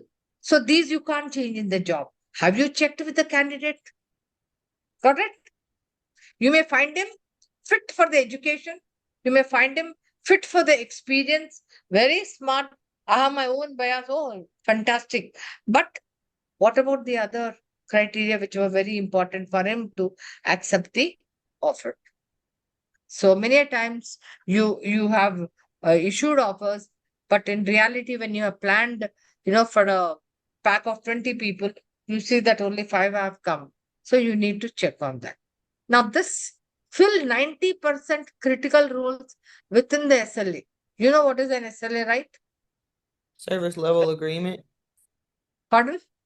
Service level agreement. Absolutely. So, especially in most of the, PPOs, you have a lot of SLAs. You have to comply with the SLAs. Okay. Oh, sorry. Yeah. So I just want to take you through quickly what is the difference between a KPI and a OKR. KPI is what? Key performance indicators. But in OKR, they're very broad, as I said, because they are typically applicable to such industries which are very fluid, then very agile, then where they have to have customer responses very fast. And KPIs are typically for stable, where you just have to have a continuous tracking mechanism. Such manufacturing organizations where so KPIs typically you KRAs and KPIs, you look at them to such organizations where they are more stable because their focus is okay, business is as usual, nature of the business is stable. So measurement is just tracking what the person is doing that way. Okay. Ma'am, I have a question. Yeah. In the typical organization, which is more into revenue generated and revenue oriented, and wants to establish a process in performance management system. For example, I'm talking about my organization. So, what do you think OKRs would be better or the KPIs? Because here it's customer feedback and the No. revenue. Yeah. So typically for such organizations, as I was mentioning, the top leadership can have OKRs. Okay. Top leadership. But down the line for lower level people, middle level people, you can have just KRAs because the business is not fluid. The business is repetitive. The nature of the business is as usual. You just have to keep tracking. But for top leadership, to make them more accountable, to make them stretch, right? To achieve the business goals, you need to have OKRs. Okay.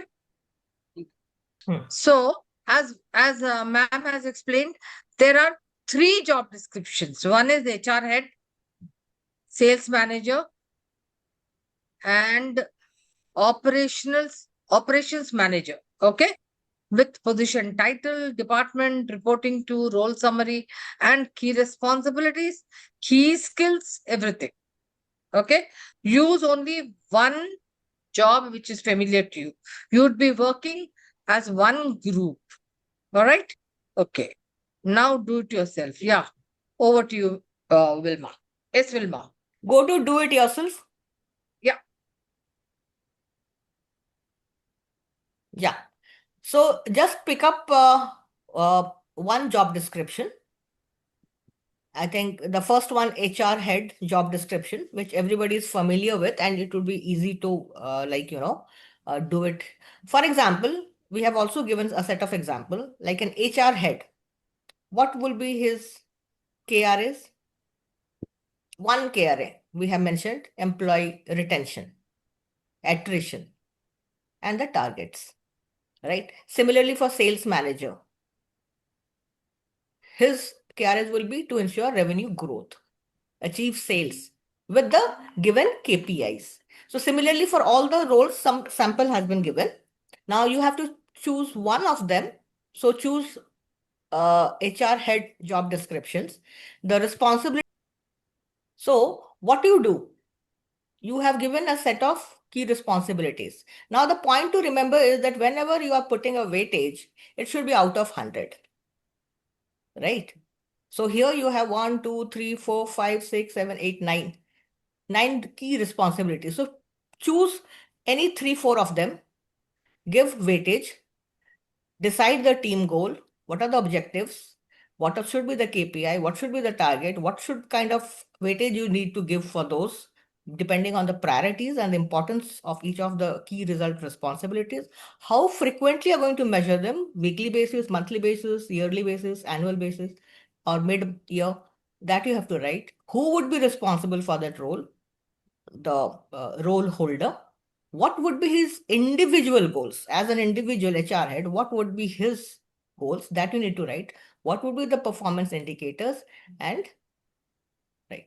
So this is what you have to do. So you can use the job description of HR head. One of you can showcase your sheet on the screen, and then you can discuss and complete the data And set. keep putting, yeah. And wherever you are stuck, then we can also help you. Yeah. So you can discuss and do it. So who is going to share the data sheet?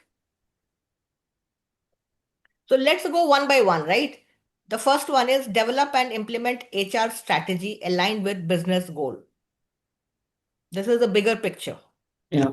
The first one. And being in the role of HR head, it's an important HR strategy aligned with business goals, right?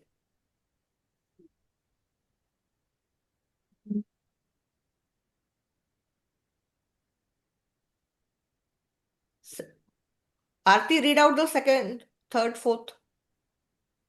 Aarti? Yeah, ma'am. Next. Goals. Yeah.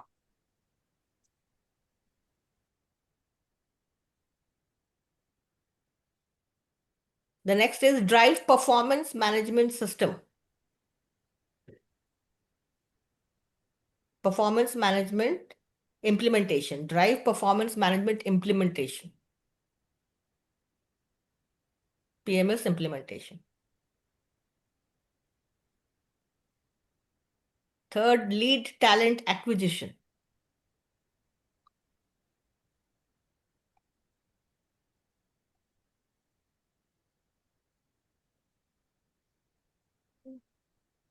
Then fourth, manage employee engagement and retention. Sorry, ma'am. I just got out of this. No Can problem. I rejoin? Manage Can I read that now? Can I take it, ma'am? Yeah. Yeah. Just Yeah. one So the- question I want to ask. Like, for example, now all these strategic objectives, say drive PMS implementation, lead talent acquisition and workforce, manage employees' engagement and retention initiatives. They are not written as just HR objectives, but they are written as strategic objectives. Why? Or can you explain why lead talent acquisition and workforce is a strategic objective? Why not just an HR objective? Because it's directly linked with the business. For you to kind of plan the workforce, you look at what is the business outlook, and then what kind of manpower planning, resource planning would be required to achieve that business outlook. Because the right That is kind why of it is more talent, strategic. the right kind of talent which will be acquired, where you'll take into consideration, does he have education, qualification, competencies, right kind of interviews, etc., without any bias, which will impact the business. Anything which impacts the achievement of business objective, it becomes strategic. Yeah, just wanted to clarify that. More on the quality side. Objectives are broad and qualitative. Yeah. Okay. So I think next, 5 should be good, no? yeah. 5 is good enough. Now you can align with the rest of the. Yeah. Now for team goal, Team goal. what you need to do. HR strategy aligned with business goals.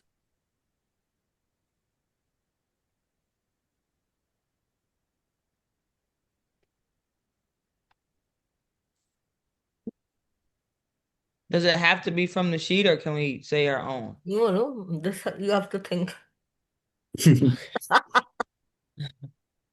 What kind of, goal you should give to your team, which will enable you to, uh, provide strategic alignment with the business goal. We're having attendance issues with the employees. Can we use that one? Can that be a goal? No. No. Attendance is an,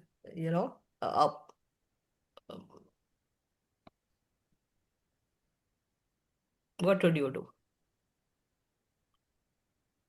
But it has to be tied to align with the business you would goal. do? So that means so the Strongly team goal, communicate with them, train them, yeah, right? training, I have to achieve a certain Partnering with the business partnering with to the business, yes. increase training, increase training scores,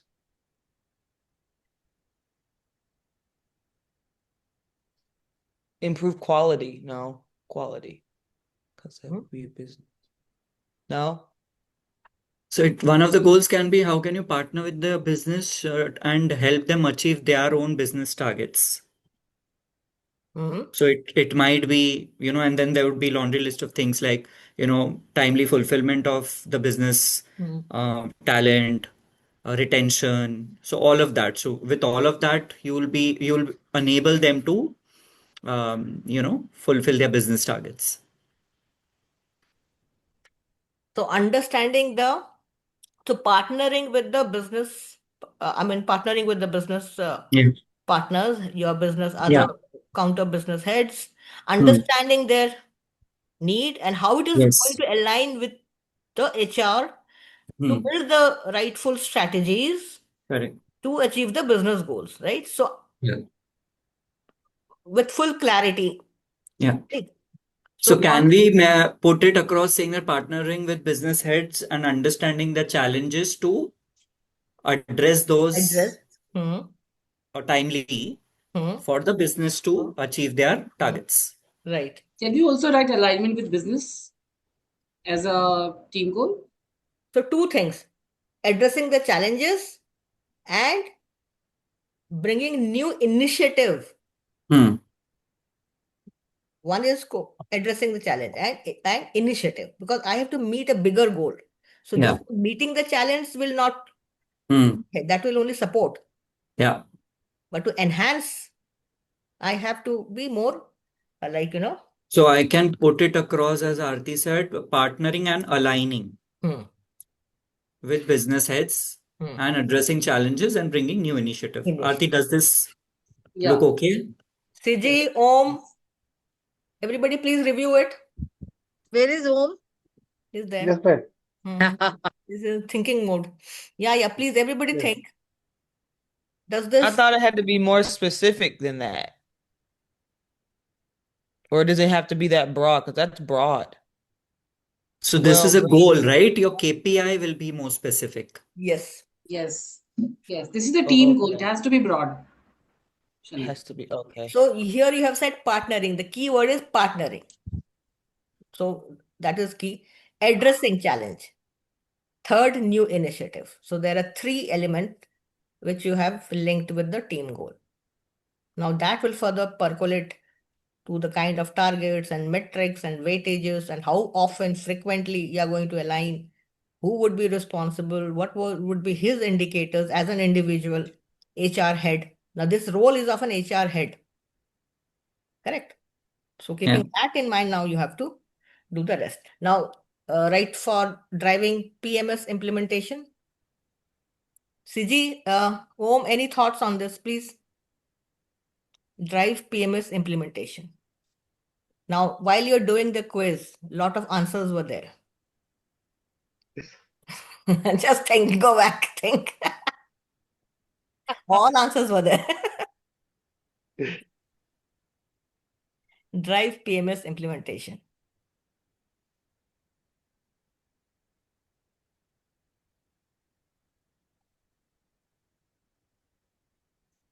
They didn't know that the activity was coming up, huh? No, you told us. We knew. It's just like Answer Knew sheet it would have been kept there. already. Right. Huh? Ma'am, so shall we go one by one? Like once we have done the team goal, then now we want to do the Yes, KPI, metric, yes, and yes, target, yes, and yes. Yes, one by one. First finish one column. So in HR strategy aligned with business goals being the strategic objective, we have the team goal already there. The metric will be no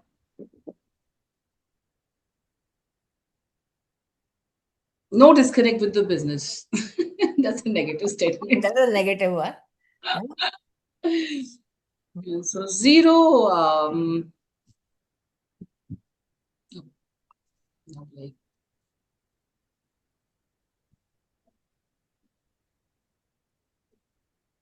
to have an effective, what you need to do? Continuous monitoring and improvement throughout the year. Right? As if you remember, Chanel said that we would reward at the end, right? Correct. Rewarding the performance at the end is not going to work out. You want the best reward, you want the best result. And for that, you need to have a proper, thorough, continuous performance So it will management. be plan, monitor, review, reward. Yes, that is the word. Yes, that is the word. So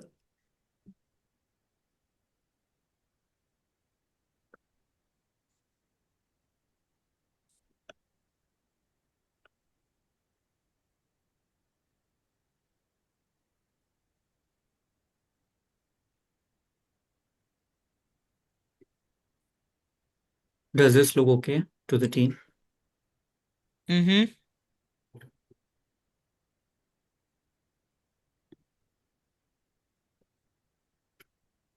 okay, if it's okay, then move to the next.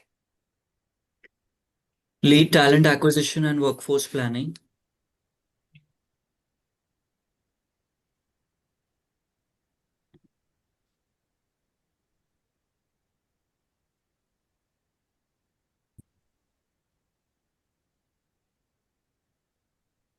Lead talent acquisition and workforce planning.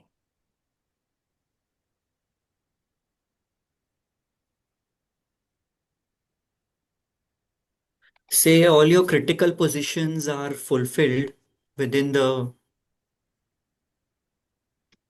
time frame, or Something like getting the correct talent at the correct time within the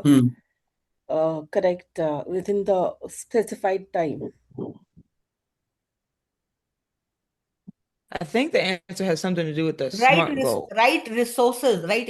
If you have a set of positions to close and you are not sourcing from the right channel, do you think you're going to get the results?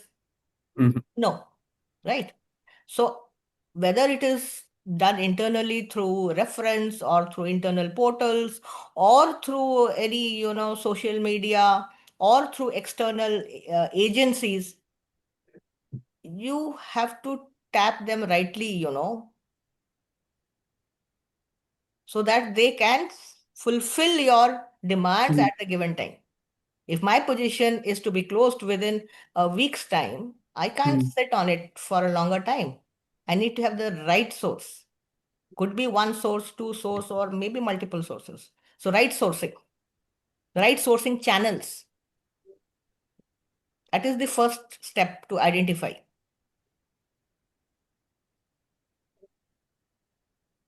That's why. So it aligns with the SMART. Be specific, so Right sourcing sourcing channel. channel and Measurable, so have a percentage, I guess, from the sourcing channels, and the or right like talent to close the positions.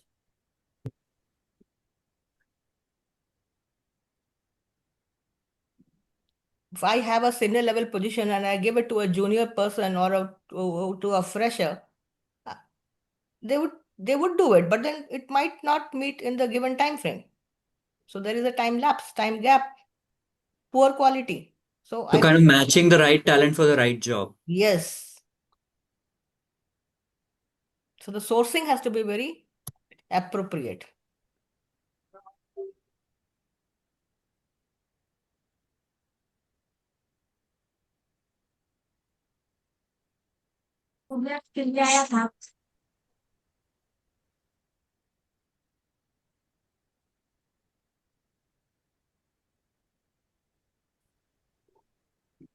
But then as a recruiter, many of you who are performing these roles, you must know that only matching may not help you to close the position. There are a lot of other factors that also come into picture, right? Mm.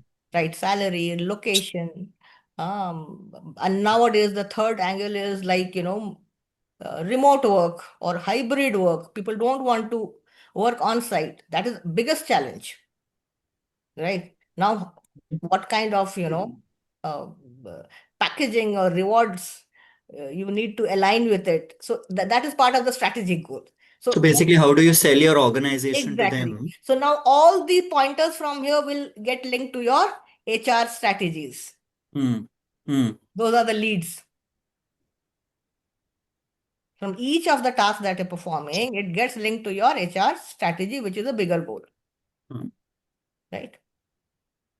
Is everybody okay with this point? Yeah, you basically applied the SMART method, but you did it in the scenario form. Yeah, it's clicking.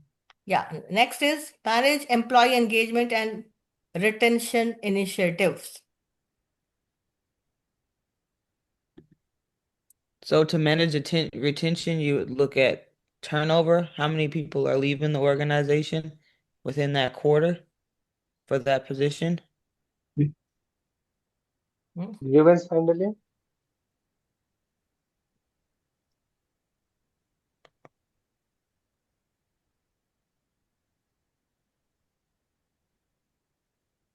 And employee engagement is not about attendance, right? About how many people are coming to work. No. How do you keep them engaged and motivated for them to stay with you for a longer time? So it may be in the form of trainings, it may be in the form of, a lot of other things that you keep them engaged with.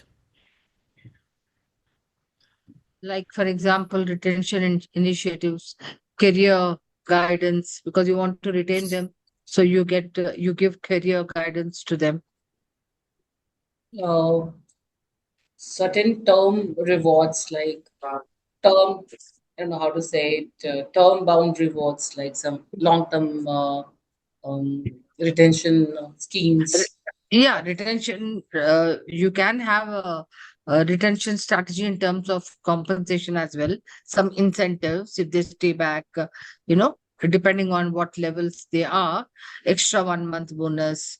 But but the dispersal of that amount is always at the end of that period. You don't give it earlier than that. Certain kind of Depending on trainings training that as well. motivates them. In fact, most of the organizations they help their workforce, assisting them, financing them for education, higher education or certifications, wherein they send them to different institutes. So you can have various kind of initiatives.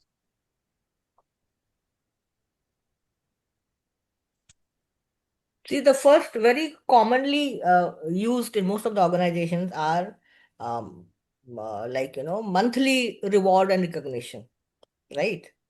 If you go to all these food joints, cafe day and McDonald, you will see on the wall they will be writing R&R.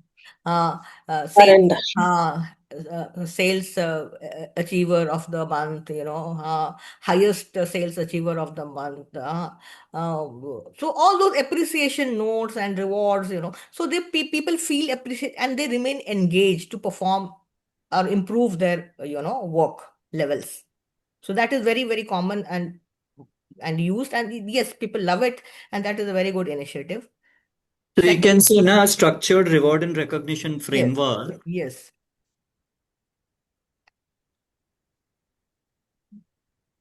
And one more second is uh, employee experience. Have you heard of employee experience? Right from onboarding to exit. What kind of experience you're giving Employee life cycle to experience, the yeah. life cycle? That means it is very strategically designed. Everything is taken into account very minutely and ensured that, that every individual who onboards the organization has a very exciting experience, right? having a positive, Positive positive workplace impression. culture. Yeah, Yeah. culture. Now to So I do think, that, ma'am, to your point, then this should be the umbrella point which you spoke hmm, about, which is your employee experience correct, throughout the employee life cycle. correct. Hmm. So again, lot of initiatives, Enhanced employee experience. employee experience. Now this will all form part of your Yeah, HR's initiatives, that's employee experience right? through employee life cycle.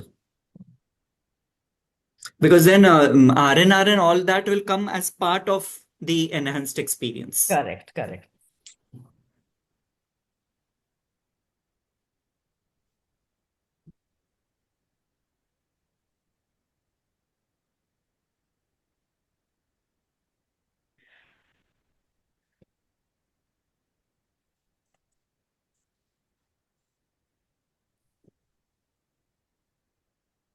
What is next? Drive culture transformation and OD. These are all part of, initiatives. And if you look at a lot, people talk about culture of the organization, well-being of the people, experiences. These are very buzzing keywords, that organization wants to have within their, as a part of a bigger goal to ensure that, it keeps people motivated, engaged, lower uh, attrition, high level of retention, and high results and business goals are met, right? So what kind of cultural transformation? I mean, that cultural transformation has to be top down, right? So what kind of cultural transformation? So you have to think a little out of the box when you're talking about drive cultural transformation, stating that, typically you look at what is the kind of a focus this organization is having, what does it want to achieve, and what is their vision mission, because your cultural transformation depends more on the vision, mission, and values. Okay. So always link them up to that and think about it and write the team goals. And Like most of the organizations do culture assessment, annually to assess, what people feel and what they want to have, which can later form a culture of the organization, aligning with the goals of the business and the mission, vision, because everything comes from mission, vision. It has to be they do a translated. culture survey. So culture surveys you do annually to understand the pulse. Where do we stand? What we need to do? So can it also be redefining the ways of working depending on Yes. the survey results that you get, and then how do you really Yes. start working on it? Yes. So that is a very good starting point. First, understanding what my people think, so doing a survey. Yeah. assessment, and Yeah. then deriving lot of key points from there to do the initiatives and bring transformational change, because you are building a Mhm. culture, because that becomes part of the culture. Yeah. For example, nowadays remote, this was decades back, this was not existing, right? But now it is in practice. Also, one of the examples can be translating your VMV through demonstration rather than just writings on the wall. So how do you translate from wall to behaviors? Correct, very true. Are the vision mission statements known to the top leaders and which are very highlighted in the websites? But do the people down the line really understand it? Do they really know about it? They don't know, right? So to build culture, there has to be a lot of, engagement process, from the top leadership. Storytelling. Storytelling is a very new, good concept, And when it comes from the top leaders, people believe it, right? Rather than an HR manager just going and passing them the same information. So Because just to give the group one small example, we did a culture transformation in the last organization that I was, and it had a multi-pronged approach. So right from the VMV and the values. So how did we bring them from the walls to the behavior, wherein then publishing those stories, from the organization, from the field people, how have they demonstrated a particular value in their work. So we had a series of these monthly stories started. We also then had visual aids wherein our walls were painted, of our culture pillars. correct. So, when you have all that in office, people look at it and then, it gets reinforced. So Yes. there were a lot of these things that went into that entire project. Right, right. So it's a project. It is just Yeah, not by saying that I'm building a culture, absolutely. want to bring. No, it has to be displayed. It has to be Yeah. felt. So that is a very good example. Yes, And then we also kind of built in all the values and all the processes. So right from recruitment process to performance management to compensation. Because when we say VMV, so those values are not only values to be said, but also need to be, built in your processes for people to then start aligning to those correct, and thinking and demonstrating to those values. correct, correct, correct. That's awesome. How did Huh? you have the time to do that? Now, all this that you have written is nowhere written in the JD. Yeah. Correct? Uh-uh. You went deeper into it, understood it, and then you wrote it. Got it? And these are all strategic work, which is done by the HR. Right from the HR head, it has to be percolate down till the lowest team member to understand. Redefining the ways of working through demonstrations, storytellings.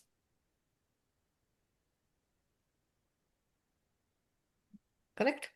Yeah. I think this makes it clear. Because then only the rest of the things will fall in line.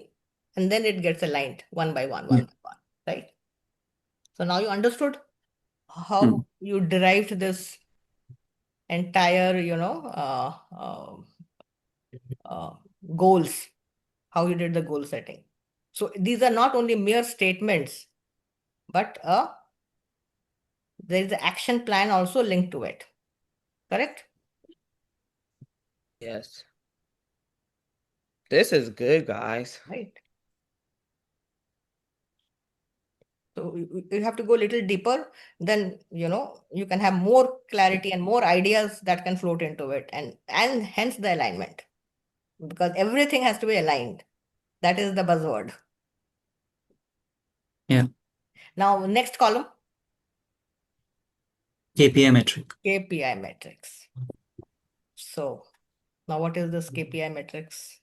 How do you do? What you would do?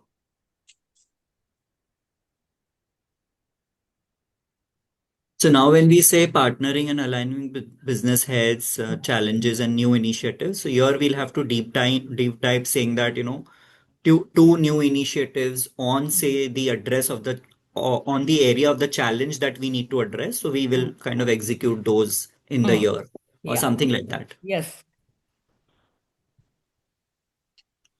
Service level agreement within the departments with the business can also be a metric, because HR also does the hiring and other instant solutions to the department, to the business stakeholders.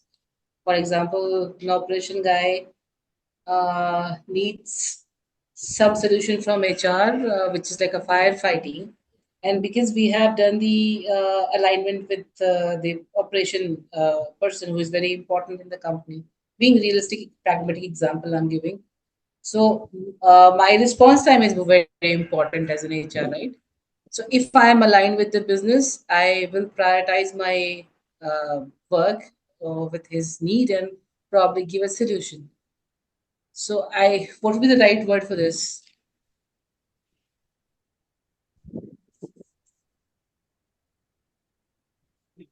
Now, as an HR head, now this role is of an HR head, right? As an HR head, first, what will you do? You will plan a HR roadmap, right? Not for a month, for a week, or for half a year, but for a year, annual plan, right? And what you need to do. So first is your plan. Over this 12 months, I need to take 5 initiatives, 2 in PMS, 2 in training, 2 in this, 2 in this, and overall 10 initiatives I need to take. This will be my initiative against my annual plan. That is the bigger picture, right? Then slowly you go down. The way I look at it is, say in the beginning of the year, you kind of meet with all your business heads, spend half an hour with them to understand, Yeah. what worked for them and what are the challenges. Some certain businesses would say that, oh, attrition is a big challenge for me. Certain business would say capability is a challenge for my team. So you jot down these challenges and then kind of look at how are you going to solve for it, through the interventions that you will, or how will you solve by the interventions, and then put it in the HR roadmap Yes. for you to say, okay, this will address this particular business. Yes. So it might be capability building, it might be, retention initiatives, it might be, so on and so forth. So Correct. basically everything would come from the business heads for you to actually then look at how do you kind of, Yes. package that entire thing in and weave it into your interventions. Correct. So this is your roadmap for the entire, whatever inputs you are getting from. Yeah, inputs. So the inputs you get from partnering, and then you create the road, which would be multiple, inputs in different areas, wherein you have to mitigate those challenges and Yes. take new initiatives. Yes. These two things, correct? Yes. So inputs come here. Now, okay, frequency is later part. I have a question. Also do one thing from here. You also come to the third column, measurement frequency. Write the frequency. Yeah. How Yeah. often you going to do it? So the HR roadmap will be yearly, right? But then you are partnering. Partnering has to be a continuous process, right? Yeah, partnering has to be a continuous work. So Quarterly how should be fine with the business heads, is what I feel. But yeah, the group might Yes. have a different view. What if you don't have an HR roadmap and your leader doesn't do that? Can you create your own roadmap? Now, how do you drive business then? No, or how will you drive the HR agenda? You need a destination for you to reach. So the roadmap is the destination for you to reach what is expected by the organization. Okay. And that is why it's important.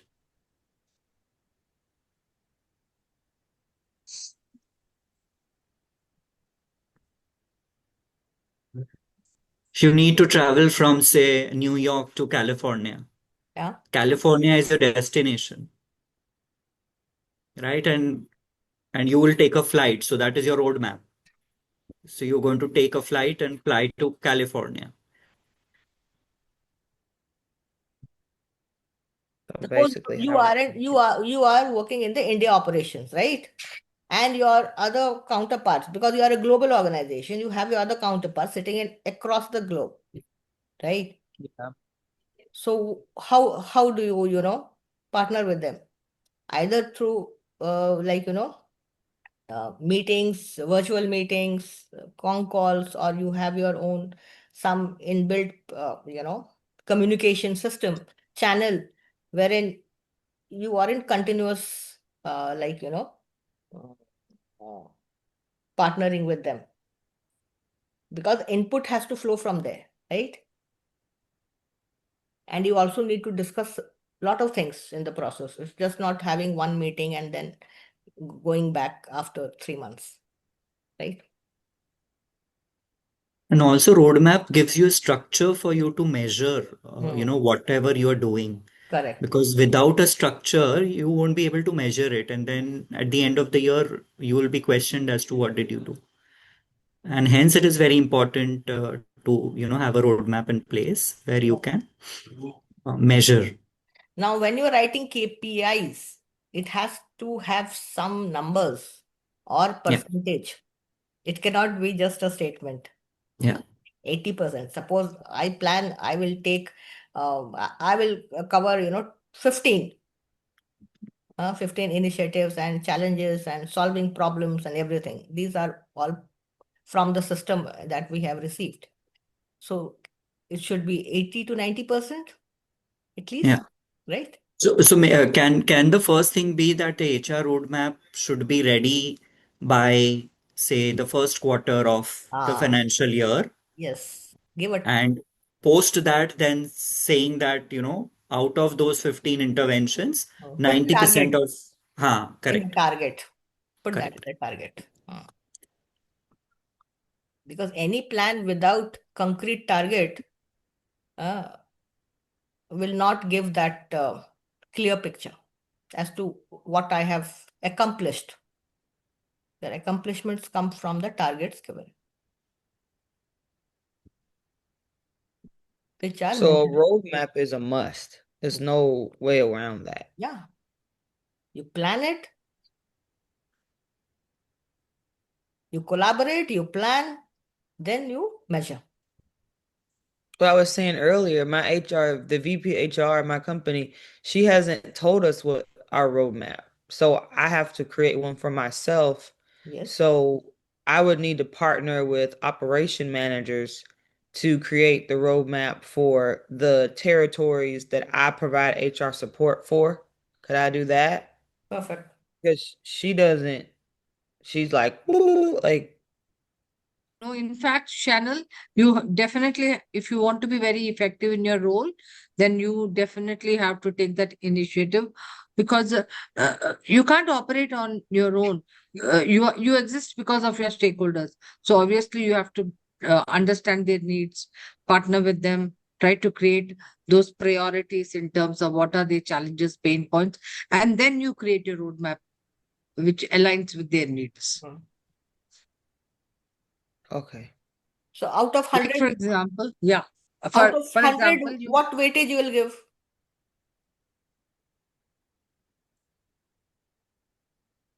I think the roadmap should be 40%, but yeah, I mean, the group can. Yeah. Because total objectives, you have 5 objectives, it should be out of 100. 100, yeah. And typically, the thumb rule is you should not have any one objective more than 35 or so. Because if you are going to give 40% to one objective, then Yes. what about the rest? Right? It will become a little bit of leaning toward just one objective. Okay. So then 30% should be okay. Yeah, 30, 35 is absolutely fine.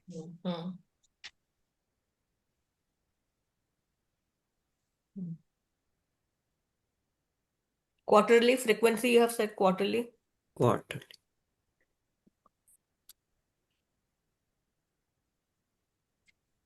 Sure. ठीक.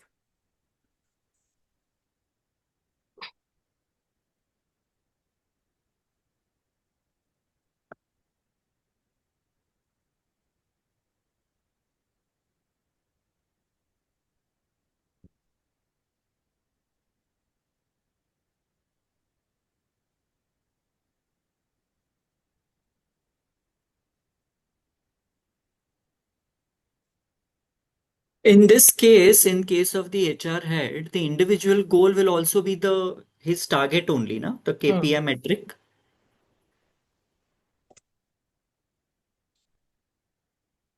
Because in this case, it should be the same.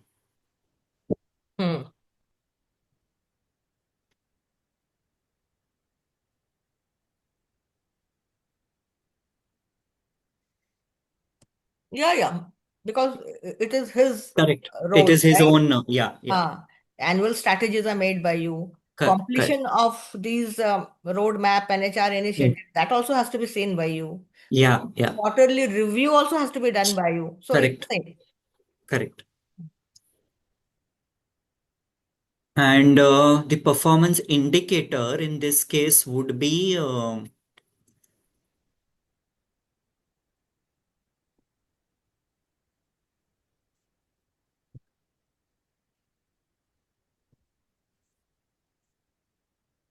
can the performance indicator be the Same thing. business outcome Completion, accomplishment of 90%, completion of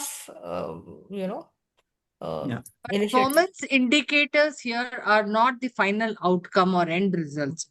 They Huh. are more like the lead indicators. So in this case, it won't be lag, na? It will be lead. Lead. They are lead indicators. And when we say lead indicators, then it would be the kind of initiatives that we take, All those things which you are the doing efforts to reach that particular to reach outcome. that. Got it. So you So can then write. here we can mention the list of initiatives or the Right, things that we right. will do to achieve. So you can write lead, and you can before performance below performance indicator, you can write in bracket lead indicator, so it will be easy to understand. So what you will do to achieve that, right? Yeah. Perfect.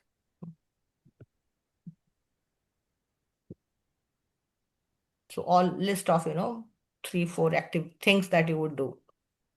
So it starts with meeting your business heads, then kind of preparing the HR roadmap.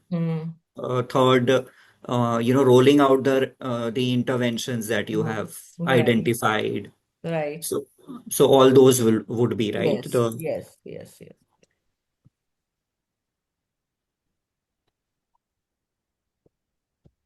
Likewise, for all the objectives that you have given, Correct. you have to write what would be the lead things that Correct. you're doing. What does BH stand for? Business heads. Oh, okay.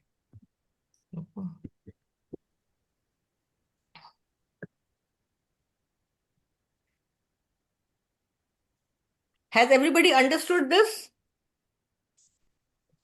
Aarti's gone into a great reflection. Just thinking how to align with my role, my company. I'm seeing business that, right goal. now she's looking at alignment. Yeah.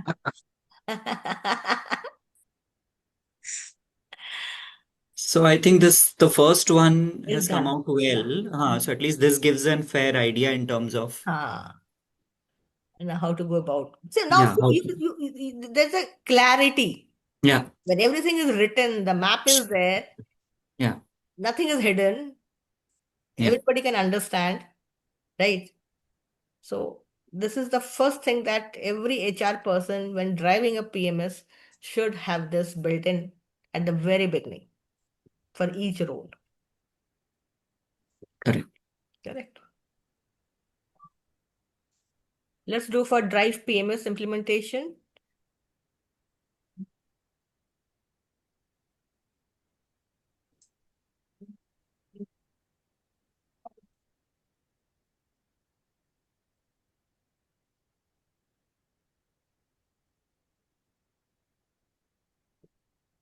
Reviewed.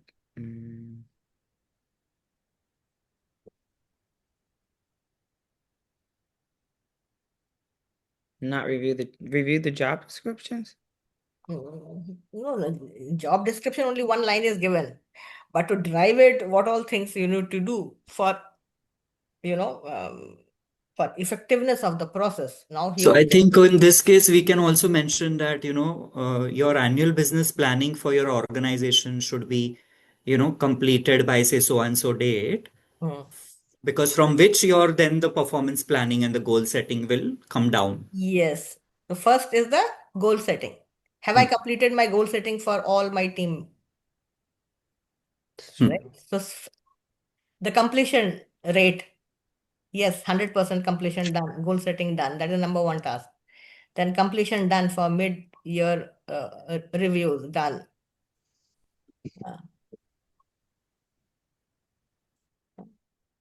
How many employees are having KRAs or SMART goals or OKRs? Yes, that has also been identified and floated. Plan has been documented. These are all the process part, right? So has Yeah. the process been done? That will form your KPIs. The percentage of task completion, the process. The first is the process part. Have I? Then comes the Target that how my, because you to are complete. responsible for managing it, right? Exactly. Doers are Yeah. your managers, lot more other people. So have they been trained?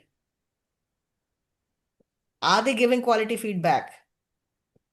Hmm. Right? Do So they I think understand goals. ma'am, do they understand the meaning of KRA? The Yes. moment you go Yes. to the inventory and KRS, talk about Ah, KRA, they get scared hmm. that they're putting some target on me, And Right. I had a meeting with inventory people 2 days back. I explained what is KRA and why we are doing it. Then they were comfortable. So like KRA like a hawa for them.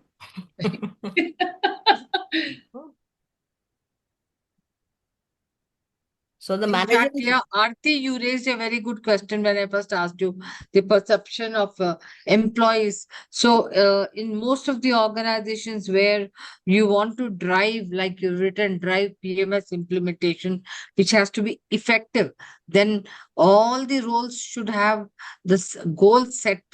So, typically they do training to all the business managers so they can actually set the goal setting process, identify the right kind of KRAs. Because you identify the wrong KRAs, obviously, then your performance management, you're working for goals Yeah, which are not aligned with business. business. Yeah. like in my previous organization with Engineers India Limited, we had a process every year. I mean, there was earlier 30 decades back, we didn't have this aggressive kind of a payment system. It was an annual appraisal, very traditional method, right? But before every PMS, it was mandatory to hold a meeting, call all the functional heads, and give them training on the PMS process with the timelines and the guidelines. So that everybody is aligned and understand what is to be done, when it is to be done, and how the rating has to be given, because a lot of biasness comes in the process and people do not tend to remember all those things, right? But as an HR person, it's our role to emphasize on that part, how important it is to give the ratings while they're doing the appraisal. And so giving them the entire, understanding of the entire process and with the date timelines to accomplish the task. Once that is done, then the PMS is floated. And then it is monitored, and whenever there is anything to be calibrated, it is discussed and sorted out. So this is all part of the process, but it has to have a timeline so that then you can measure and say, yes, I completed 90%. I completed out of 100 people, 90 people have completed the process. So I completed 90%, right? Then you can measure. So my target is 90%, 90 to 95%.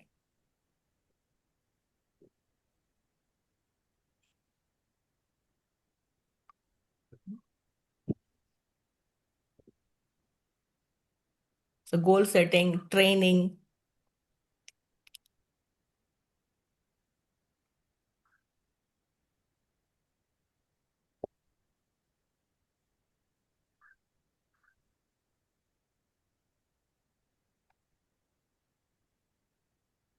And if my organization is very people oriented, then I also need to understand whether my people are really happy with the entire PMS process. Are the managers giving them feedback which is satisfactory, right?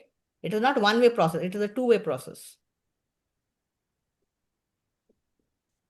What my experience also has been throughout the years is that, especially for an HR head, how do you create, that space for everyone in the organization to look at PMS as a business process rather than an HR process?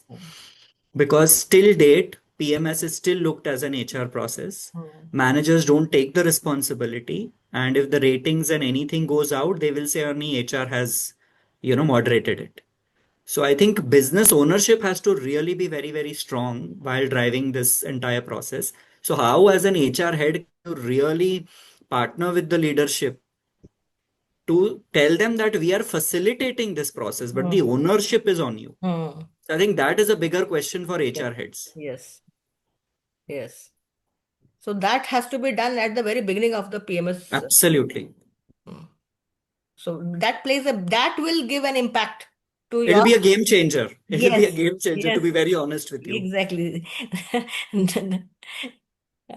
Then you can meet your targets. Otherwise, most of the time people have not failed. Madam, time nahi hai, busy Yes, hai. yes. They don't consider it as a very Yeah. important task. Yes. It is an annual task to be just filled and Yes. completed. Yeah. Good or In bad. fact, there have been cases where they have told us, "Arey, aap hi bhar do na mera." Yes. So that means they have not understood, right?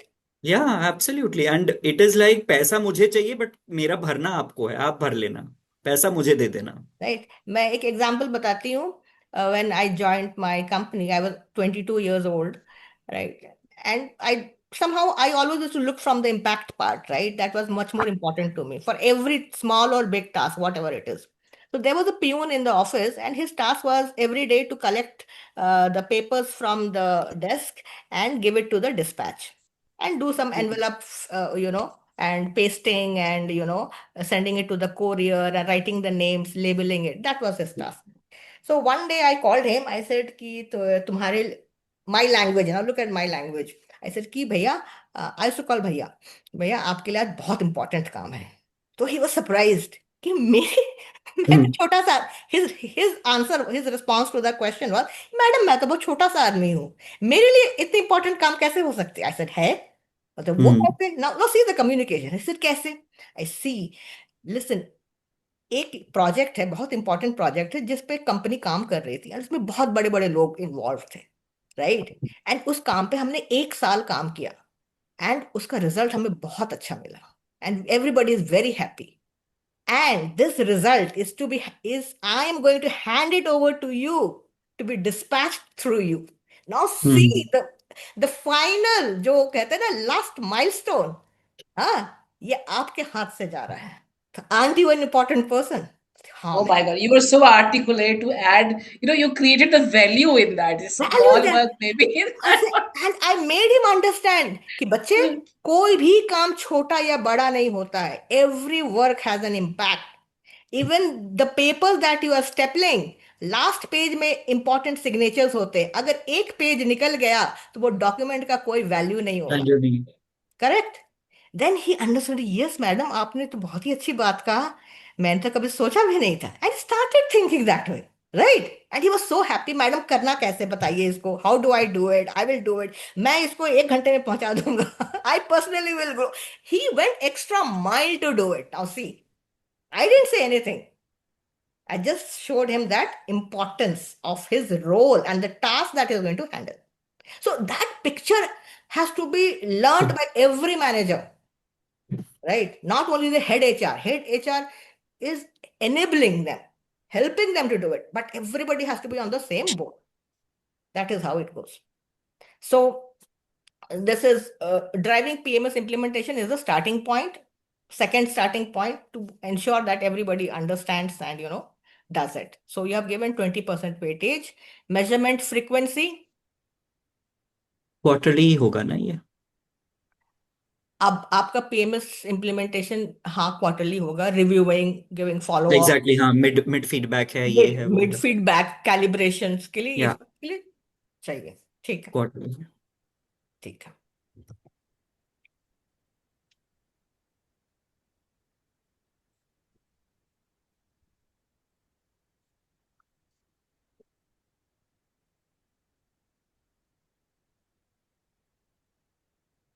इसमें बाकी और भी points आएंगे, but अभी के लिए I am I'll just, do one thing. Now, I think more or everybody has understood.